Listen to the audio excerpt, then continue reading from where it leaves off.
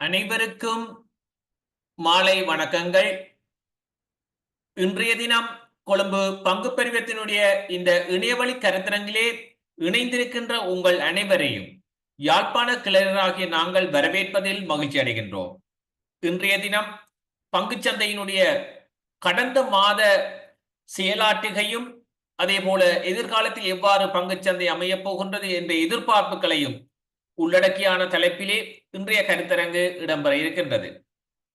அந்த வகையிலே இந்த கருத்தரங்கானது நாங்கள் ஒவ்வொரு மாதமும் தொடர்ச்சியாக நடத்தி வருகின்றோம். கொழும்பு பங்கு பரிவர்த்தனையானது தமிழ் மொழி மூலம், ஆங்கில மொழி மூலம், சிங்கள மொழி மூலம் 3 மொழிகளிலுமே நாங்கள் நடாத்துகின்றோம். அந்த வகையிலே தமிழ் மொழி மூலம் யாழ்ப்பாண கிளையராகிய நாங்களும் மட்டக்களப்பு கிளையரும் இணைந்து தொடர்ச்சியாக ஒவ்வொரு மாதமும் நடாத்தி வருகின்றோம்.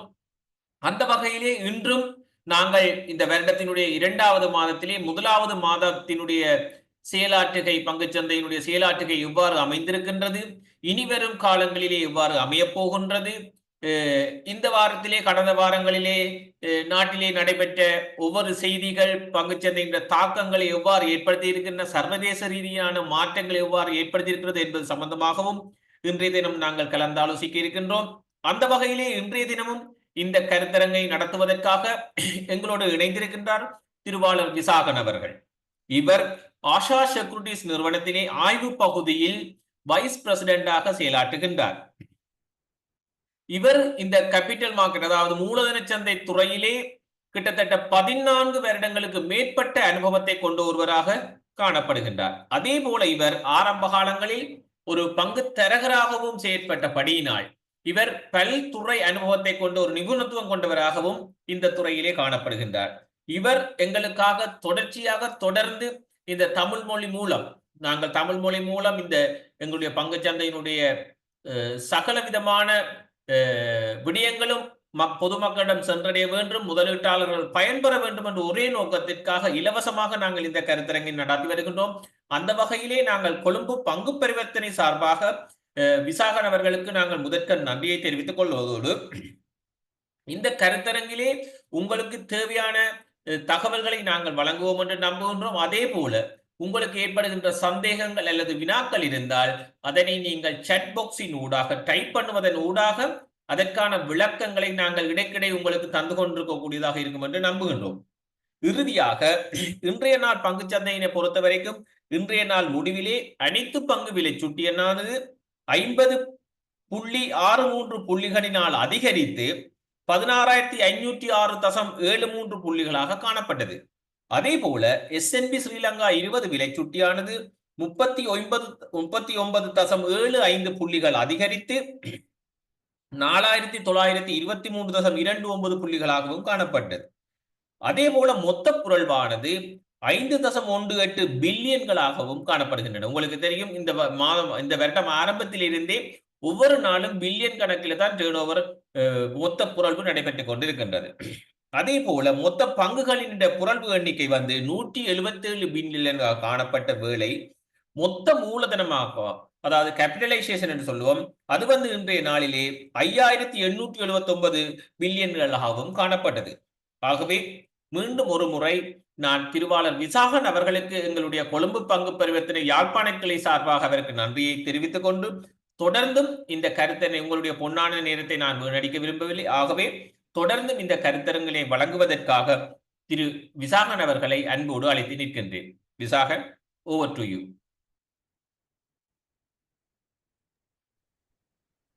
அனைவருக்கும் இனிய மாலை வணக்கம். சந்தர்ப்பமளித்த சிஎஸ்சிக்கும் திரு சபாநாயகர்களுக்கு நன்றியை தெரிவித்துக் கொண்டு நேரடியாக எங்களோட தலைப்புக்குள்ள போகலாம் என்று எதிர்பார்க்கிறேன். உங்களோட கேள்விகள் ஏதாவது இருந்ததுன்னு சொன்னால் நீங்கள் டைப் பண்ணி இந்த மெசேஜில் அனுப்பினீங்கன்னு சொன்னால் அதை நாங்கள் பார்த்து கொண்டு செய்யலாம். இல்லாட்டி இந்த டாபிக்ஸ் முடிய நாங்கள் டிஸ்கஸ் பண்ணலாம். உங்களோட கேள்விகள் உங்களுக்கு மட்டும் இல்லாமல் பங்கு பெற்ற எல்லாருக்கும் பியோசனமாக இருக்கும். சில வழியில் எனக்கும் கூட அது பியோசனமாக இருக்கும்.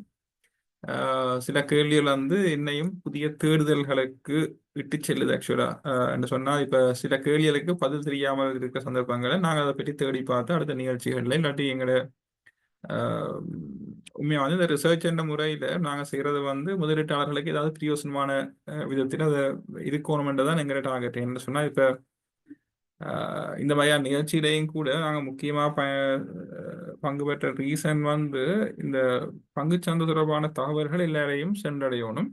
அதே நேரத்துல வந்து இது இந்த பங்குச்சந்தை வந்து ஒரு தனிப்பட்ட ஒரு நிறுவனமோ அல்லது ஒரு தனிப்பட்ட ஆட்களோ இல்லை, எல்லாரும் சேர்ந்து ஒரு சமூகமாக முன்னேறிக்கல தான் எல்லாருக்கும் வந்து பியோசமா இருக்கும். ஒரு பங்குத்தர நிறுவனமா இருக்கலாம், ஆனா முழு பங்கு சந்தையும் சரியா செயல்படைக்கல தான் எல்லாருக்கும் பியோசமா இருக்கும். இல்லாட்டி வந்து இவ்வளவு கால அனுபவங்கள்ல நாங்க பார்க்கல வந்து கொஞ்ச காலம் பங்கு சந்தை நல்லா இருக்கும், பிறகு திருப்பி சரிவில் இருக்கும், பிறகு கொஞ்ச நாள் ஒன்றுமே இல்லாமல் இருக்கும், பிறகு திருப்பி அப்பாகும். அந்த மாதிரியான அனுபவங்கள்லாம் கடந்த ஒரு 25 வருஷமா பார்த்தோம்னு சொன்னால் ஒரு சீசனல் ரெண்ட மாதிரி கொஞ்ச நாள் அப்ப இருக்கும், பிறகு கொஞ்ச நாள் ஒருத்தரும் பங்கு சந்தை தேட மாட்டினோம், பிறகு திருப்பி அப்ப இப்ப நாங்கள் என்ன செய்யறோம், இந்த ஸ்டாக் மார்க்கெட் எடியூகேஷன் சொல்லி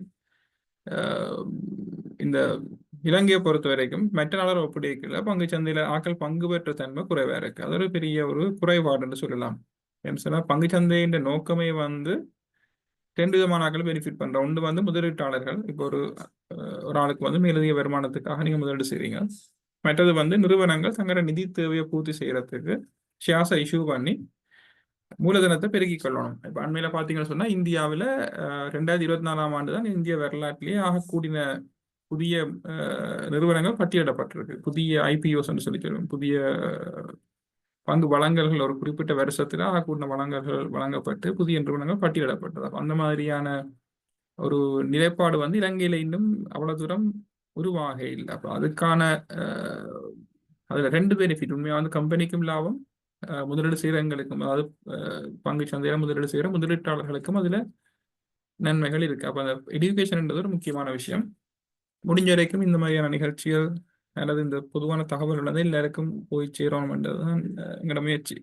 ரைட், எனிவே நாங்கள் டாபிக்ல வரலாம். டாபிக்கை பொறுத்தவரைக்கும் பார்த்தீங்கன்னு சொன்னால் ஜனவரி மாதத்துல மொத்த புறழ்வு வந்து 140 பில்லியன். அறிமுகத்துல சபாநாயகர் சொன்ன மாதிரி ஜனவரி மாதத்தை பொறுத்த வரைக்கும் ஒரு எல்லாருக்குமே ஒரு மகிழ்ச்சியான மாதம் என்று சொல்லலாம். டிசம்பரை விட ஜனவரி இன்னும் கொஞ்சம் உற்சாகமான ஒரு மகிழ்ச்சியான மாதமாக இருந்தது. பிப்ரவரி ஆரம்பம் வந்து கொஞ்சம் ஒரு சறுக்கலாக இருக்குது. ஆனால் அதை நான் வந்து பெரிய ஒரு பிரச்சனையை நான் பார்க்கல. என்னை பொறுத்த வரைக்கும் அது ஒரு உறுதியான ஒரு விஷயமாகத்தான் எனக்கு தெரியுது.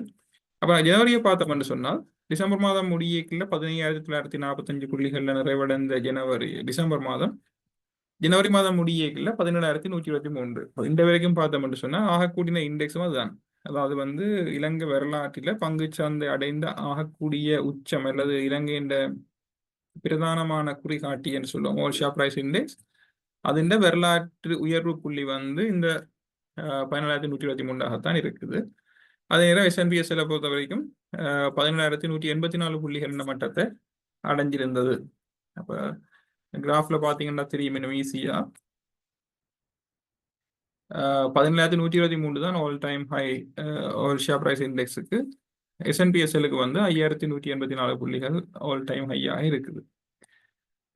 மற்றபடி பார்த்தோம்னு சொன்னால் ட்ரேட் கவுண்ட்ஸ் என்று சொல்லுவோம், அதாவது வந்து முதலீட்டாளர்கள் பங்குகளை கொள்ளளவு விற்பனை செய்த இலக்கம் வந்து அது வந்து எத்தனை டிரான்சாக்ஷன் நடந்தது என்று பார்த்தோம்னு சொன்னால் அது டிசம்பருக்கு ஜனவரிக்கும் பெரிய வித்தியாசம் இல்லை. ஒரு 2 வீத வளர்ச்சி தான் காணப்படுது. டேர்ன் ஓவர்ல ஒரு 6 வீத வளர்ச்சி காணப்படுது, இதுல வந்து 2 வீதம் தான் இருக்கு. அப்ப இந்த டிசம்பர்ல இருந்ததை விட ஜனவரியில வந்து பார்த்தோம்னு சொன்னால் உள்நாட்டு முதலீட்டாளர்களோட பங்களிப்பு வந்து கூடவாக இருக்குது. அதே நேரம் பார்த்தீங்கன்னு சொன்னா வெளிநாட்டு முதலீட்டாளர்கள் பாரிய அளவிலான ஒரு வெளியேற்றம் வந்து இந்த காலப்பகுதியில காணப்பட்டது. 6.4 பில்லியன் அளவிலான வெளியேற்றம். அப்ப டிசம்பருக்கும் ஜனவரிக்கும் இடையில என்ன மாற்றம் என்று சொல்லி பார்த்தோம்னு சொன்னா எல்லாருக்கும் தெரியும், ட்ரம்ப் அமெரிக்காண்ட ஜனாதிபதியாக ட்ரம்ப் 2வது தடவையாக தெரிவு செய்யப்பட்டதுக்கு பிறகு இந்த ட்ரம்ப் என்று சொல்லப்படுற ஜனாதிபதி ஒரு வித்தியாசமான ஆள், எல்லாருக்கும் தெரிஞ்சிருக்கும். அதாவது வந்து திடீரென முடிவுகள் எடுக்கிறதும், அந்த முடிவுகள் வந்து ஒரு சாதாரணமாக எதிர்பார்க்க முடியாத மாதிரியான முடிவுகள். அவற்றை கடந்த கால ஆட்சி அது வந்து 2016 இருந்து 20ஆம் ஆண்டு வரைக்கும் 2016ஆம் ஆண்டு ஒரு பதவி ஏற்ற உடனேயும் நீங்க அந்த காலத்துல பங்கு சந்தையில ட்ரேட் பண்ணி நாட்களுக்கு தெரியும். 2016ஆம் ஆண்டு அவர் ஜனவரி மாதம் பதவி ஏற்றவர். அந்த ஜனவரி மாதம் உலக பங்கு சந்தைகள் எல்லாம் ஒரு பாரிய சரிவை சந்தித்தது. அவர் அப்பவும் இதே மாதிரியான ஒரு முடிவுகள் எடுத்து ஒரு பெரிய ஒரு ஷாக் கொண்ட கொடுத்தவர் இண்டஸ்ட்ரிக்கு. அதுக்கு பிறகு அதுலேருந்து இண்டஸ்ட்ரி ரிகவர் பண்ணி ஸ்டேபிள் ஆகி அது பிறகு கோவிட் எல்லாம் வந்தது. ஓகே, இப்ப திருப்பியும் வந்து அதே மாதிரியான நிலைமை தான் காணப்படுது. வந்து ஜனவரி மாதம் தான் இந்த முறையும் 20ஆம் தேதி பதவிக்கு வந்தவர். அதுக்கு பிறகு அவர் அறிவித்த திட்டங்கள், அவற்ற தீர்மானங்கள் எல்லாம் வந்து முழு உலகத்துக்கு வந்து ஒரு ஷொக் மாதிரி இருக்குது. அப்ப உண்மையா வந்து இலங்கைக்கு இதுவரைக்கும் நேரடியான பாதிப்புகள்னு சொல்லக்கூடிய மாதிரி இல்லை. ஆனா வந்து மறைமுகமான தாக்கங்கள் இருக்கு. இந்தியா போன்ற நாடுகள்ல இந்த தாக்கம் வந்து பரவலாக காணப்பட்டது. இந்தியாவோட சைனா மற்றது இந்த ஆசிய வலய நாடுகள்ல வந்து முக்கியமாக இந்த முக்கியமாக ஏற்றுமதியில தங்கி இருக்கிற நாடுகள்ல வந்து ஒரு பெரிய பாதிப்பு வந்து காணப்பட்டது. அடுத்தது வந்துள்ள விஷயம் என்னன்னு சொன்னால் அமெரிக்காண்ட கடன். இப்ப நாங்க எல்லாரும் வந்து 2022ஆம் ஆண்டு எக்கனாமிக் கிரைசிஸ் மறந்திருக்க மாட்டோம். 25ஆம் ஆண்டா இருந்தாலும் 22ஆம் ஆண்டு ஏப்ரல்ல ஏற்பட்ட பொருளாதார சரிவு இன்னும் எங்களுக்கு மறந்திருக்காது. அதுக்கான முக்கியமான காரணம் என்னன்னு சொன்னால் இந்த மணி பிரிண்டிங். அதாவது வந்து இந்த கோவிட் காலத்திலையும் அதுக்கு பிறகும் வந்து அரசாங்கம் எடுத்த சில முடிவுகளால சில பொருளாதார தீர்மானங்களால அதிகமான மணி பிரிண்டிங் சொல்லுவோம். பிரிண்டட் மணி அல்லது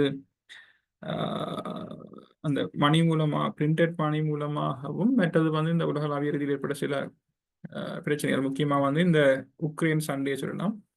அதுல வந்து ஆயில் பிரைஸ் கூடினது ஒரு காரணம். மற்றது மணி பிரிண்டிங்கால் என்ன நடந்ததுன்னு சொன்னா இலங்கையின் இறக்குமதி வந்து அந்த காலப்பகுதியில் மிகவும் அதிகமாக இருந்தது. ஏன்னா இன்ட்ரெஸ்ட் ரேட் குறைவு, நாட்டில் பணப்புழக்கம் கூட, அப்போ அவர்கள் வந்து கூட இம்போர்ட் பண்ணியிருந்தவர். அப்ப அந்த மாதிரியான காரணங்களால இலங்கையில வந்து ஏற்பட்ட பாதிப்பு எல்லாருக்கும் மறந்திருக்காது. அமெரிக்காவை பொறுத்த வரைக்கும் அங்கேயும் அதே விளையாட்டு தான். மணி பிரிண்டிங்ன்றது ஒரு பெரிய பிரச்சனை. நான் நினைக்கிறேன் நம்பர் சரியா நினைக்கிறேன் 36 ட்ரில்லியன் அமெரிக்காண்ட மொத்த கடன். அதாவது வந்து அரசாங்கம் பெற்றுக்கொண்டிருக்க கடன் வந்து 36 ட்ரில்லியன். அது வந்து ஒரு மிகப்பெரிய தொகை வந்து. அப்ப அதை மேனேஜ் பண்றது தான் இப்ப பெரிய ஒரு சிக்கலாக இருக்குது. அதாவது முதல் இருந்த அரசாங்கம் ட்ரம்ப்புக்கு முதல் காங்கிரஸ் கவர்மெண்ட் இருந்தது. Sorry, democrats, not Congress, democrats அரசாங்கம் இருந்தது. அவை வந்து ஒரு விதமா அதை மேனேஜ் பண்ண ட்ரை பண்ணவே இப்ப ட்ரம்ப் வந்து அதை வேற விதமாக வேண்டிய பொருளாதாரத்தை தக்க வச்சு உறுதிப்படுத்துறதுக்கு முயற்சி செய்யறாங்க. அதுக்கு சம்பந்தமான முடிவுகள்லாம் எங்களை இந்த அதிர்ச்சிக்குள்ளாக்குறதாக இருக்குது. அதை பற்றி நான் கூட அரசியலாக தேவையில்லை. எங்களோட டாபிக் வந்து இலங்கை பங்கு சந்தையோட தான் எங்களை லிமிட் பண்ணப்பட்டிருக்கு. இருந்தாலும் வந்து நாங்கள் என்ன நடக்குன்றது தெரிஞ்சு கொள்ள வேணும். அப்ப இந்த ட்ரம்பின் முடிவுகள் வந்து ஓரளவுக்கு தாக்கம் செலுத்துகிற ஒரு விஷயமாக காணப்படுது. அதை தவிர எங்களை பொறுத்த வரைக்கும் ஒரு பேனிக்னு சொல்லுவோம், ஒரு எக்ஸைட்மெண்ட், ஒரு பேனிக். இப்போ நீங்க பாத்தீங்கன்னா இந்த கிராஃபில் ஆகஸ்ட் மாதம் நீங்க பார்க்கலாம் 10,800 புள்ளிகள்ல இருந்து இன்றைக்கு ஜனவரி மாதம் 31ஆம் தேதி முடியல நான் சொன்ன மாதிரி ஆல் டைம் ஹை 17,123 புள்ளிகள் என்று சொல்லிக்கல கிட்டத்தட்ட 6,300 புள்ளிகள், 10,800ல இருந்து 6,300 புள்ளிகள்னே கிட்டத்தட்ட 60% வளர்ச்சி ஒரு 4 மாதம் அல்லது 5 மாதம் போன்ற குறுகிய காலத்தில் அவ்வளவு வளர்ச்சி. அதுல உங்களுக்கு தெரியும் சில வங்கிகள் விலையெல்லாம் டபுள் பண்ணப்பட்டிருக்கு. முதலீடு செய்த ஆட்களுக்கு எல்லாம் அந்த டைம்ல வாங்கி இப்பவும் வச்சிருக்கிற ஆட்களுக்கு 100க்கு 100% லாபம் இருக்குது. அப்ப எல்லாரும் என்ன செய்ய வலிக்கிறீங்கன்னு சொன்னால் இந்த லாபம் எங்கிட்ட கையை விட்டு போயிடுமா, மார்க்கெட் வந்து சரிவடையுமான்ற ஒரு பயத்துல வந்து ஒரு செல்லிங். அதான் நாங்கள் நேற்று பார்த்துனாங்க 500 பாயிண்ட்ஸ் ஒரு நாள்ல பங்குச்சந்தை விழுந்திருந்தது. அப்போ நேற்றைக்கு என்ன நடந்ததுன்னு பார்த்தால் மொத்தம் நான் நினைக்கிறேன் 224 ஷேர்ஸ் வந்து டவுன், நேற்றைக்கு 16 தான் அப்ப இருந்தது. அப்ப என்ன காரணம்னு சொன்னா எல்லாரும் பேனிக்னு சொல்ல ஒரு இப்ப சில இன்வெஸ்டர்ஸ் வந்து பேனிக்னு சொல்லுவோம்.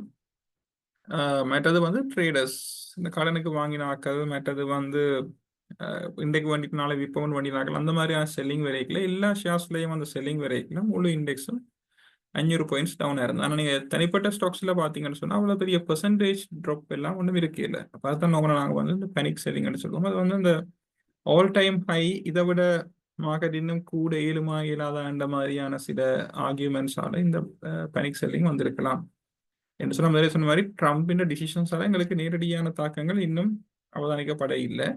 உள்நாட்டு பொருளாதாரத்தை பொறுத்த வரைக்கும் இன்ட்ரெஸ்ட் ரேட்ஸ் வந்து ஸ்டேபிளா இருக்குது.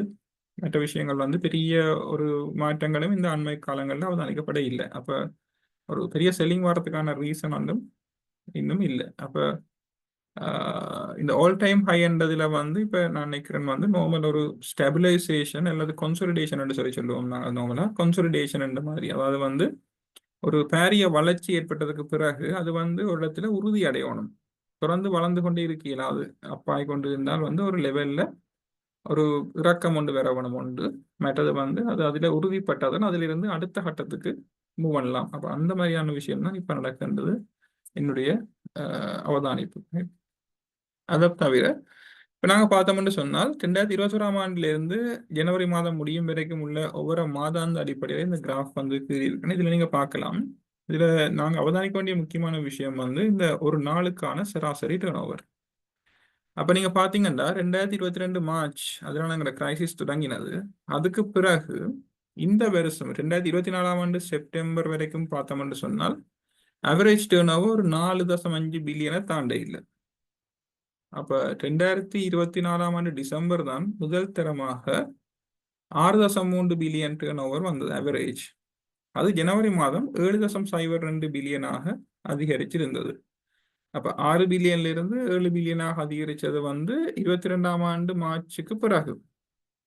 22ஆம் ஆண்டு பிப்ரவரி கூட 4.8 பில்லியன் தான். அப்போ 22ஆம் ஆண்டு ஜனவரி மாதத்துக்கு தான் கடைசியாக 8 பில்லியன் டேர்ன் ஓவர் வந்தது. அதுக்கு பிறகு ஆகக்கூடிய டேர்ன் ஓவர் வந்து இந்த வருஷம் டிசம்பர் 24லையும் ஜனவரி 25லையும் தான் வந்திருக்கு. அப்போ இடைக்குள்ள வந்து உங்களுக்கு பார்க்கக்கூடிய தெளிவாக தெரியுது மார்க்கெட்டில் வந்து பெரிய ஆக்டிவிட்டீஸ் வந்து இருக்கே இல்லை. மார்க்கெட்டில் இண்டெக்ஸ் கூடி குறைஞ்சாலும் வால்யூம் என்று சொல்லுவோம், அதாவது வந்து முதலீட்டாளர்கள் பங்கு பெற்றுதல் வந்து குறைவாகத்தான் இருந்தது. இப்போதான் அந்த ஒரு நிலைமை வந்து உருவாகி இருக்குது.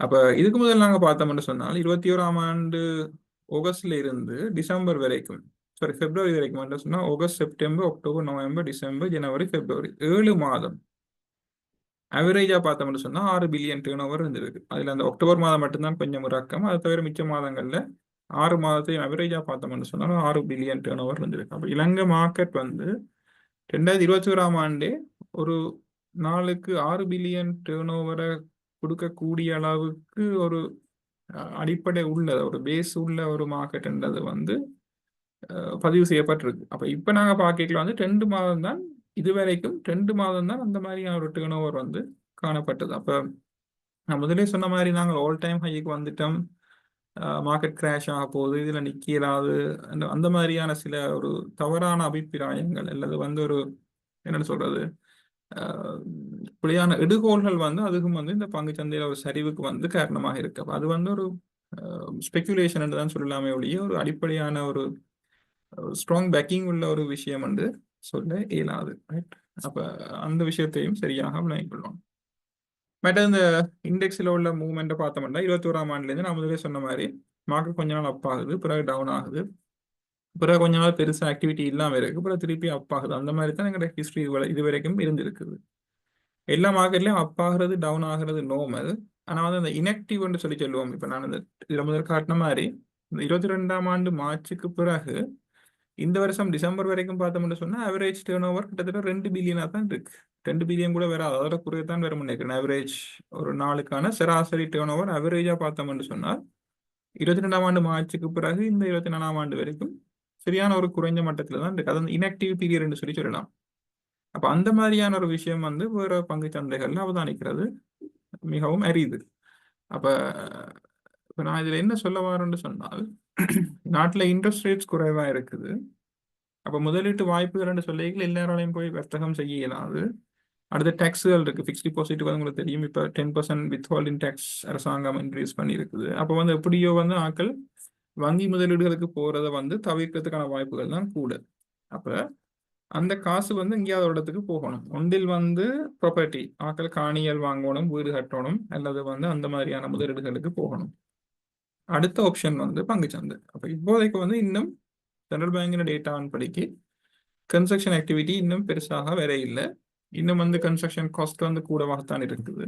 அப்போ இன்ட்ரெஸ்ட் ரேட்ஸும் வந்து வங்கிகள் இன்னும் டிபாசிட் ரேட்டை குறைச்ச அளவுக்கு கடன் வட்டி வீதங்களை இன்னும் குறைக்க இல்லை. அது மத்திய வங்கி வான்மையில் அதை பற்றி கதைச்சிருந்தவ லெண்டிங் ரேட்ஸ் வந்து இன்னும் குறைய இல்லை. அப்போ லெண்டிங் ரேட்ஸ் ஒரு கட்டத்துக்கு குறைஞ்ச ஒரு 10-12 வீதமாக வந்தால் தான் கன்ஸ்ட்ரக்ஷன் ஆக்டிவிட்டி வந்து ஒரு இன்னும் பவர்ஃபுல்லாக வந்து ஸ்டார்ட் ஆகும்னு சொல்லலாம். அப்போ இப்போதைக்கு வந்து பங்கு சந்தையில இருந்து காசு வெளியில போறதுக்கான தேவைப்பாடுகள் இன்னும் வந்து அவதானிக்கப்பட இல்லை. ரைட். அப்போ இண்டெக்ஸை பொறுத்த வரைக்கும் பார்த்தீங்கன்னு சொன்னால் இந்த மூவ்மெண்ட் வந்து என்னை பொறுத்த வரைக்கும் இது சாதாரணமான ஒரு ஏற்ற இறக்கம் தான் என்ற கருத்து. அப்போ நாங்கள் பார்த்தோம்னா 17,123 புள்ளிகளுக்கு போயிட்டு நேற்றைக்கு 16,450 புள்ளிகள் வரைக்கும் ஒரு வீழ்ச்சி வந்தது. அப்ப இன்றைக்கு வந்து 50 புள்ளிகளுக்கிட்ட அதிகரிச்சு 16,500 புள்ளிகள். அப்ப நாங்க ஆல் டைம் ஹைல இருந்து பார்த்தோம்னு சொன்னால் கிட்டத்தட்ட 620 புள்ளிகள் கீழே இருக்கிறோம். ஆல் டைம் ஹைல இருந்து 620 புள்ளிகள் சரிவடைஞ்சிருக்குது. இது வந்து ஒரு ஸ்டெபிலிட்டின்னு சொல்லுவோம், ஒரு உறுதித்தன்மையை ஏற்படுத்துறதுக்கு போதுமானதுன்றது நான் நினைக்கிறேன். அடுத்து வந்து இந்த டேர்ன் ஓவரை பொறுத்த வரைக்கும் நேற்றுக்கு 6 பில்லியன் டேர்ன் ஓவர், இன்றைக்கு 5 பில்லியன் டேர்ன் ஓவர். அப்போ டேர்ன் ஓவர் வந்து இன்னும் வந்து ஒரு உறுதியான நிலையில தான் காணப்படுது. இந்த பிப்ரவரி மாதத்தை பொறுத்த வரைக்கும் இன்றைக்கு எங்களுக்கு 3ஆம் தேதி 3 நாளில் 5 6 3 நாள் ட்ரேடிங் நடந்திருக்குது. 3 நாள் ட்ரேடிங்ல வந்து எங்களுக்கு அவரேஜா வந்து 5 6 பில்லியன் எதிர்பார்க்கலாம். அப்போ கிட்டத்தட்ட ஜனவரின்ற ஒரு மொமெண்டம் ஒன்று இருக்கு. பட் வந்து இந்த சில அன்எக்ஸ்பெக்டட் எதிர்பார்க்காத சில விஷயங்களால வந்து ஒரு தளம்பல் ஒன்று காணப்படுது. மற்றது வந்து நாங்கள் டெக்னிக்கலாக அதை பார்த்தோம்னு சொன்னால் இது வந்து ஃபிபனோச்சி எக்ஸ்டென்ஷன் சொல்லி சொல்லுவோம். அதில் நீங்கள் பார்த்தா தெரியும், இந்த ட்ரெண்ட் வந்து நான் செப்டம்பரில் ஆரம்பித்த இடத்துலேருந்து ஸ்டார்ட் பண்ணியிருக்கிறேன். செப்டம்பரில் இந்த பங்குச்சந்தையின் இந்த வளர்ச்சி, இந்த பிரசிடென்ட் எலெக்ஷனுக்கு கொஞ்சம் முதல் இந்த டெட் ரீஸ்ட்ரக்சரிங் முடிவடைஞ்ச காலத்தில் இந்த வளர்ச்சி தொடங்கினது. அது வந்து ஆல் டைம் ஹை இல்லை. அந்த ட்ரெண்ட் வந்து தொடர்ந்து அதிகரித்து கொண்டு வந்து ஒரு குறிப்பிடத்தக்க வீழ்ச்சி வந்து ஏற்பட்டது வந்து கிட்டத்தட்ட 13,500 புள்ளிகளை கிட்டத்தான் அந்த வீழ்ச்சி ஃபர்ஸ்ட் டைமும் வந்தது. அதை பேஸ் பண்ணிக்கொண்டு இந்த ட்ரெண்டை வந்து நாங்கள் இந்த டெக்னிக்கல் அனாலிசிஸ்ல பார்த்தோம்னு சொன்னால் ஃபிபனோச்சி எக்ஸ்டென்ஷன் சொல்லி சொல்லுவோம் டெக்னிக்கலி. அது வந்து எங்களுக்கு காட்டுது 16,410 ஒரு ரெசிஸ்டன்ஸ். நீங்க அந்த கிராஃபை பார்த்தா தெரியும், அது 16,410 போயிட்டு கீழே வந்திருக்குது. கீழே வரைக்குள்ள 15,700 புள்ளிகள் ஒரு சப்போர்ட்டா இருந்திருக்குது. பிறகு திருப்பி அப்பாகைக்குள்ளையும் அந்த 16,410 புள்ளிகள் ஒரு ரெசிஸ்டன்ஸா இருந்து மார்க்கெட் வந்து 17,166 புள்ளிகள் என்ற மட்டத்துக்கு அதிகரிச்சிருந்தது. அதுல இருந்து தான் இப்போ ஒரு வீழ்ச்சி வந்திருக்குது. இப்ப அந்த வீழ்ச்சி வந்து ஒரு இன்னும் கொஞ்சம் ஸ்டெடியாக பவர்ஃபுல்லா ட்ராப் பண்ணிச்சுன்னு சொன்னால் 16,400 புள்ளிகள் என்ற மட்டத்துக்கு வரலாம். இன்றைக்கு காலமா மார்க்கெட் வந்து 16,295 புள்ளிகள் வரைக்கும் ஒரு கீழ் பாயிண்ட்டுக்கு வந்தது. 16,295 புள்ளிகள் வரைக்கும் கீழே சரிவடைஞ்சிருந்தது. ஆனா க்ளோஸ் பண்ணிக்கல 16,450 புள்ளிகள் நினைக்கிறேன். 500 புள்ளிகள் 16,500 புள்ளிகள்ல இன்றைக்கு க்ளோஸ் பண்ணப்பட்டிருக்கு சொன்னால் கீழே சரிவடைஞ்சிருந்தாலும் அந்த கீழே இருக்கிற லோ பாயிண்ட்டை டெஸ்ட் பண்ணிட்டு அப்பில் தான் க்ளோஸ் ஆயிருக்கு. அப்போ நாளைக்கு திருப்பி பார்க்கணும். ஏன்னா இன்றைக்கு கடைசி நேரம் ட்ரேடிங் நடக்க பார்த்தீங்கன்னு சொன்னால் கொஞ்சம் ஒரு செல்லிங் இருந்த மாதிரியான ஒரு தோற்றப்பாடு வந்து காணப்பட்டது. அப்போ நாளைக்கு மார்க்கெட் வந்து இந்த 16,400 புள்ளிகளுக்கு மேலே இருந்தது என்று சொன்னால் கூடுதலாக இருக்கும்னு நான் நினைக்கிறேன். டெக்னிக்கலி வந்து மார்க்கெட் திருப்பியும் ஒரு பாசிட்டிவ் ட்ரெண்டுக்கு வந்துட்டுது, அல்லது வந்து ஒரு அந்த கன்சாலிடேஷன் என்றதுல தான் இருக்கு. கிராஷ், அதாவது மார்க்கெட் டவுன் ஆக இல்லை, மார்க்கெட் வந்து ஸ்டெபிலைஸ் ஆகுதுன்னு சொல்லலாம். இது வந்து மேக்டி RSI கிராஃப், அதே இண்டெக்ஸ் தான். இன்றைக்கு நீங்கள் இந்தியன் கேண்டில் இதில் பார்க்கலாம். 2 ரெட் கலர் பெரிய ரெட் கலர் கேண்டிலுக்கு பிறகு ஒரு கிரீன் கலர் கேண்டில் இன்றைக்கு இதில் காட்டியிருக்கு. இது வந்து ஓரளவுக்கு ஒரு நம்பிக்கை விடுற விஷயம். RSI பொறுத்த வரைக்கும் 57 வரைக்கும் வீழ்ச்சி அடைஞ்சிருந்தது. RSI 50க்கு மேலே இருக்குன்னு சொன்னால் அர்த்தம் மார்க்கெட் இன்னும் வந்து அந்த புலிஷ்ன்னு சொல்லுவோம். RSI 50க்கு கீழே போச்சுன்னு சொன்னால் மார்க்கெட்ல வந்து சென்டிமெண்ட் சரியான வீக், பேரிஷ்ன்னு சொல்லலாம். அப்போ அந்த ஒரு விஷயம் இன்னும் எங்களுக்கு நம்பிக்கை ஊட்டுது. மார்க்கெட் வந்து இன்னும் பாசிட்டிவ் ட்ரெண்ட்ல தான் டெக்னிக்கலி இருக்குன்னு சொல்லலாம். மெக்டி வந்து சேல் சைட்ல தான் இன்னும் இருக்குது. எங்களுக்கு வந்து ஒரு பையிங் சிக்னல் ஒன்று வரணும். அதாவது வந்து இந்த 17,100 புள்ளிகளை அடைஞ்சதுக்கு பிறகு இப்போ இந்த ஜனவரி கடைசி வாரமும் பிப்ரவரி வாரமும் வந்து மார்க்கெட்ல வந்து ஓரளவுக்கு ஒரு அந்த கன்சாலிடேஷன் சொல்லலாம், அல்லது உயர்வு புள்ளி அடைஞ்சா பிறகு ஏற்படுற ஒரு ஸ்டெபிலிட்டின்னு சொல்லலாம். அந்த நிலைமை வந்து ஏற்பட்டிருக்கு. அப்போ இது இன்றைக்கு ஒரு பாசிட்டிவ் க்ளோஸ், நாளைக்கும் அது பாசிட்டிவ் க்ளோஸாக இருந்ததுன்னு சொன்னால் மார்க்கெட்ல ஒரு டேர்னிங்கை வந்து நாங்கள் எதிர்பார்க்கலாம்.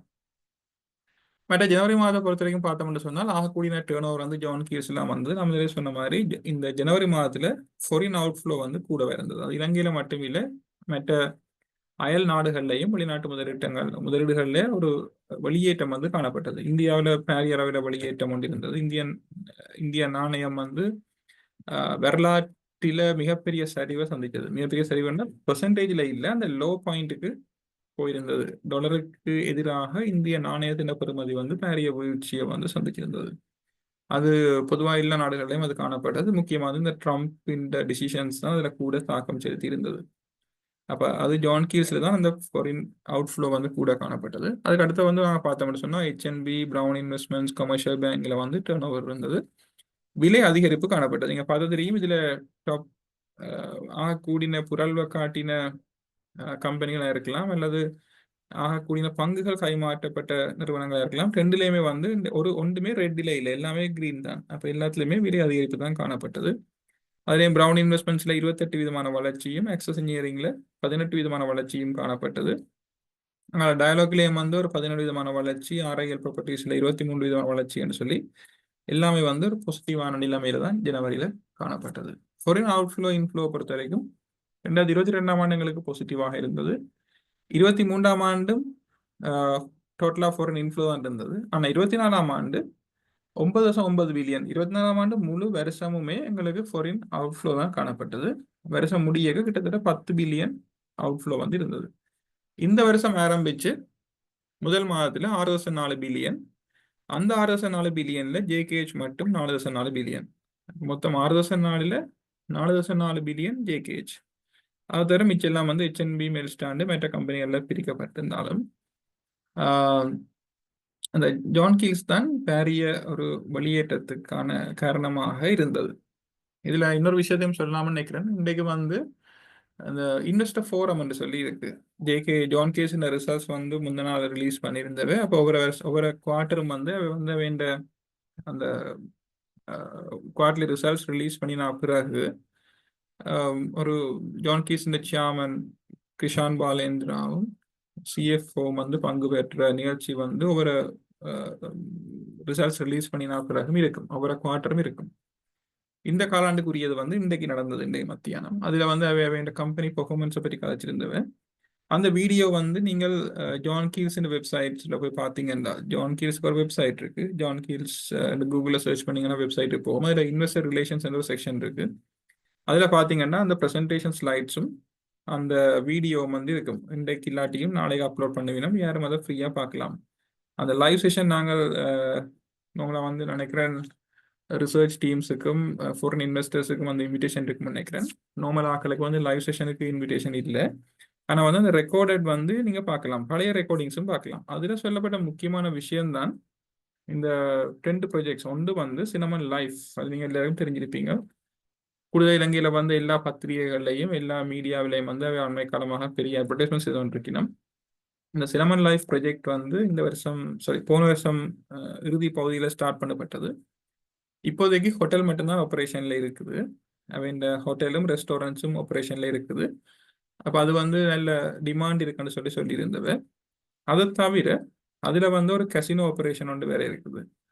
அந்த கசினோ ஆப்ரேஷன் வந்து எதிர்பார்க்கிறோம் இந்த வருஷத்துல 3வது காலாண்டில், அதாவது வந்து செப்டம்பர் மாதத்துக்குரிய காலாண்டில் வந்து இயக்கத்துக்கு வரும்னு சொல்லி ஸ்டார்ட் பண்ணுவீனம்னு சொல்லி எதிர்பார்க்கிறோம். அதோட சேர்ந்து சூப்பர் மார்க்கெட் ஒன்றும் சூப்பர் மார்க்கெட் இல்லை, ஷாப்பிங் காம்ப்ளெக்ஸ் மாதிரி. இப்போ கோல்ஃபேஸ் 1 எல்லாருக்கும் தெரிஞ்சிருக்கும். கோல்ஃபேஸ் 1 எப்படி ஒரு சூப்பர் மால் ஒன்று இருக்குதோ அதே மாதிரி ஒரு மால் ஒன்று ஜேகேஹெச் இந்த சினமன் லைஃப்லையும் வேற இருக்குது. அது தவிர இந்த கசினோ ஆப்ரேஷன் இப்போ நீங்கள் சிங்கப்பூர் போயிருந்தீங்கன்னு சொன்னால் அல்லது மலேசியாவில் வந்து பார்த்துருக்கலாம், அல்லது வேறு நாடுகளில் பார்த்துருக்கலாம். அந்த கசினோ ஆப்ரேஷன் ஒரு மால் அது எப்படி அந்த பெரிய ஸ்கேல் அது இயங்குதுன்றதை நீங்கள் அதில் பார்க்கலாம். அந்த மாதிரியான ஒரு எக்ஸ்பீரியன்ஸ் வந்து இலங்கையில் முதல் தரமாக ஜான் கீல்ஸ் அதை கொடுக்க இருக்குது. அப்போ அந்த ப்ராஜெக்ட் வந்து செப்டம்பர் மாதத்தில் ஸ்டார்ட் பண்ணியிருக்கணும். அதில் வந்து ஜேகேஹெச்சுக்கு என்ன நடக்கும்னு சொன்னால், ஜேகேஹெச்சுக்கு அந்த ப்ராஜெக்டின் சக்ஸஸை பொறுத்து வருமானம் கூடும். அது ஒன்று. மற்றது வந்து இந்த ஹாபரை பொறுத்த வரைக்கும் துறைமுகத்தில் வெஸ்ட் கண்டெய்னர் டெர்மினல்னு சொல்லி அதை உருவாக்கி இருக்கணும். அப்போ அது வந்து ஆல்மோஸ்ட் நிறைவடைஞ்சிருக்குன்னு சொல்லி அதில் முதலாம் கட்ட நடவடிக்கைகள் வந்து முடிவுக்கு வந்திருக்குது. அடுத்தடுத்த வாரங்களில் வந்து டெஸ்ட் பண்ணி பார்க்க போய் நம்ம அந்த ஆப்ரேஷன்ஸ் எல்லாம் ஸ்மூத்தாக இருக்கான்னு சொல்லி மார்ச்சிலிருந்து அது வந்து சாதாரண வர்த்தக ரீதியிலான பயன்பாட்டுக்கு வரும்னு சொல்லியிருக்கணும். அப்போ இந்த 2 ப்ராஜெக்டும் ஒரு பெரிய ஒரு எதிர்பார்ப்போடு இருக்கிற ப்ராஜெக்ட்ஸ். அப்போ நீங்கள் நேற்றைக்கு முந்தின நாள் நீங்கள் ஜான் கீல்ஸ் ரிசல்ட்ஸை பார்த்துருப்பீங்க. அதில் வந்து பெரிய ஒரு வித்தியாசமும் இல்லை, ஒரு சாதாரணமான ரிசல்ட்ஸ் தான் இருந்தது.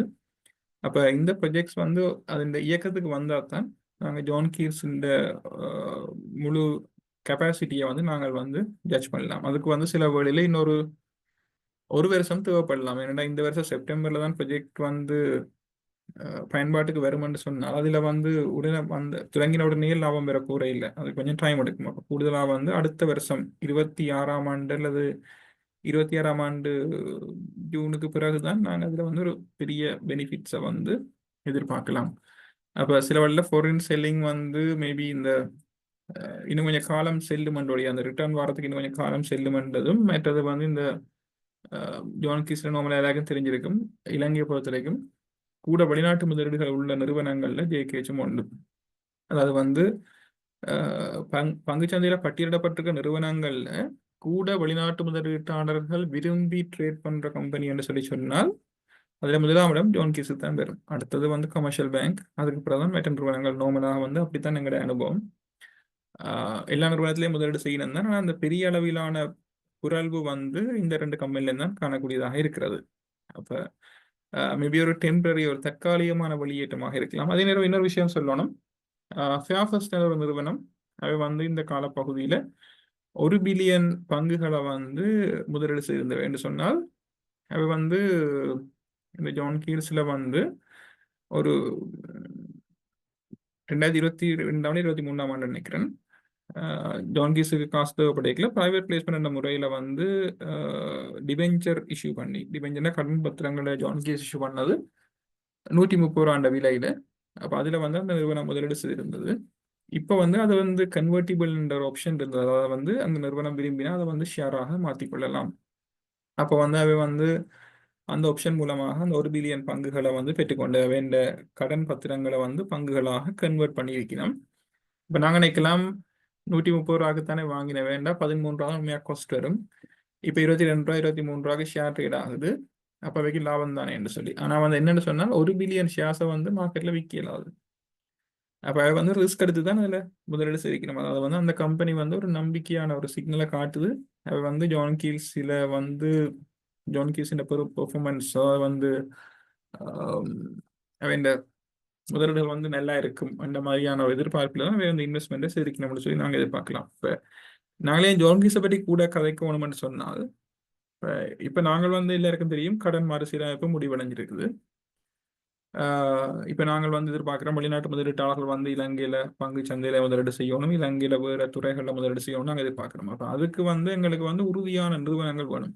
அது வந்து வெளிநாட்டு முதலீட்டாளர்களுக்கு வந்து ரெக்கமெண்ட் பண்ணக்கூடிய, அவருக்கு வந்து சஜஸ்ட் பண்ணக்கூடிய மாதிரியான ஒரு ஸ்ட்ராங்கான முதலீடுகள் வேணும். அப்போ அந்த மாதிரி பார்க்கல எங்களுக்கு பங்கு சந்தையை பொறுத்த வரைக்கும் முதலாவது ப்ரிஃபரன்ஸ் வந்து ஜான் கீல்ஸில் தான் இருக்கு. அப்போ ஒரு சைடில் எங்களுக்கு ஜனவரி மாதத்தில் ஃபாரின் அவுட்ஃப்ளோ ஜான் கீல்ஸில் அதிகமாக வந்திருந்தாலும், அந்த ஃபேர்ஃபர்ஸ்ட் நிறுவனம் வந்து எடுத்த முடிவு வந்து எங்களுக்கு ஒரு சாதகமான சிக்னலை வந்து காட்டுது. அது வந்து வெளிநாட்டு முதலீட்டாளர்கள் இலங்கையில் இன்னும் நம்பிக்கையோட தான் இருக்கணும்ன்றதை வந்து எங்களால் சொல்லக்கூடிய மாதிரி இருக்கும். ரைட். மற்றபடி நாங்கள் பார்த்தோம்னு சொன்னால் ஃபாரின் இன்ஃப்ளோன்னு சொல்லி பார்க்கல PickMe icon spends Tokyo cement இன்றைக்கு டோக்கியோ சிமெண்ட் ரிசர்ச் இன்றைக்கு ரிலீஸ் பண்ணப்பட்டிருந்தது. நல்ல ஒரு ரிசர்ச் இன்றைக்கு ரிலீஸ் பண்ணிக்கணும். விரும்பினார்கள் வந்து அந்த ரிசர்ச்சை டவுன்லோட் பண்ணி பார்க்கலாம். சிஎஸ்சி வெப்சைட்டில் அந்த ரிசர்ச் இருக்குது.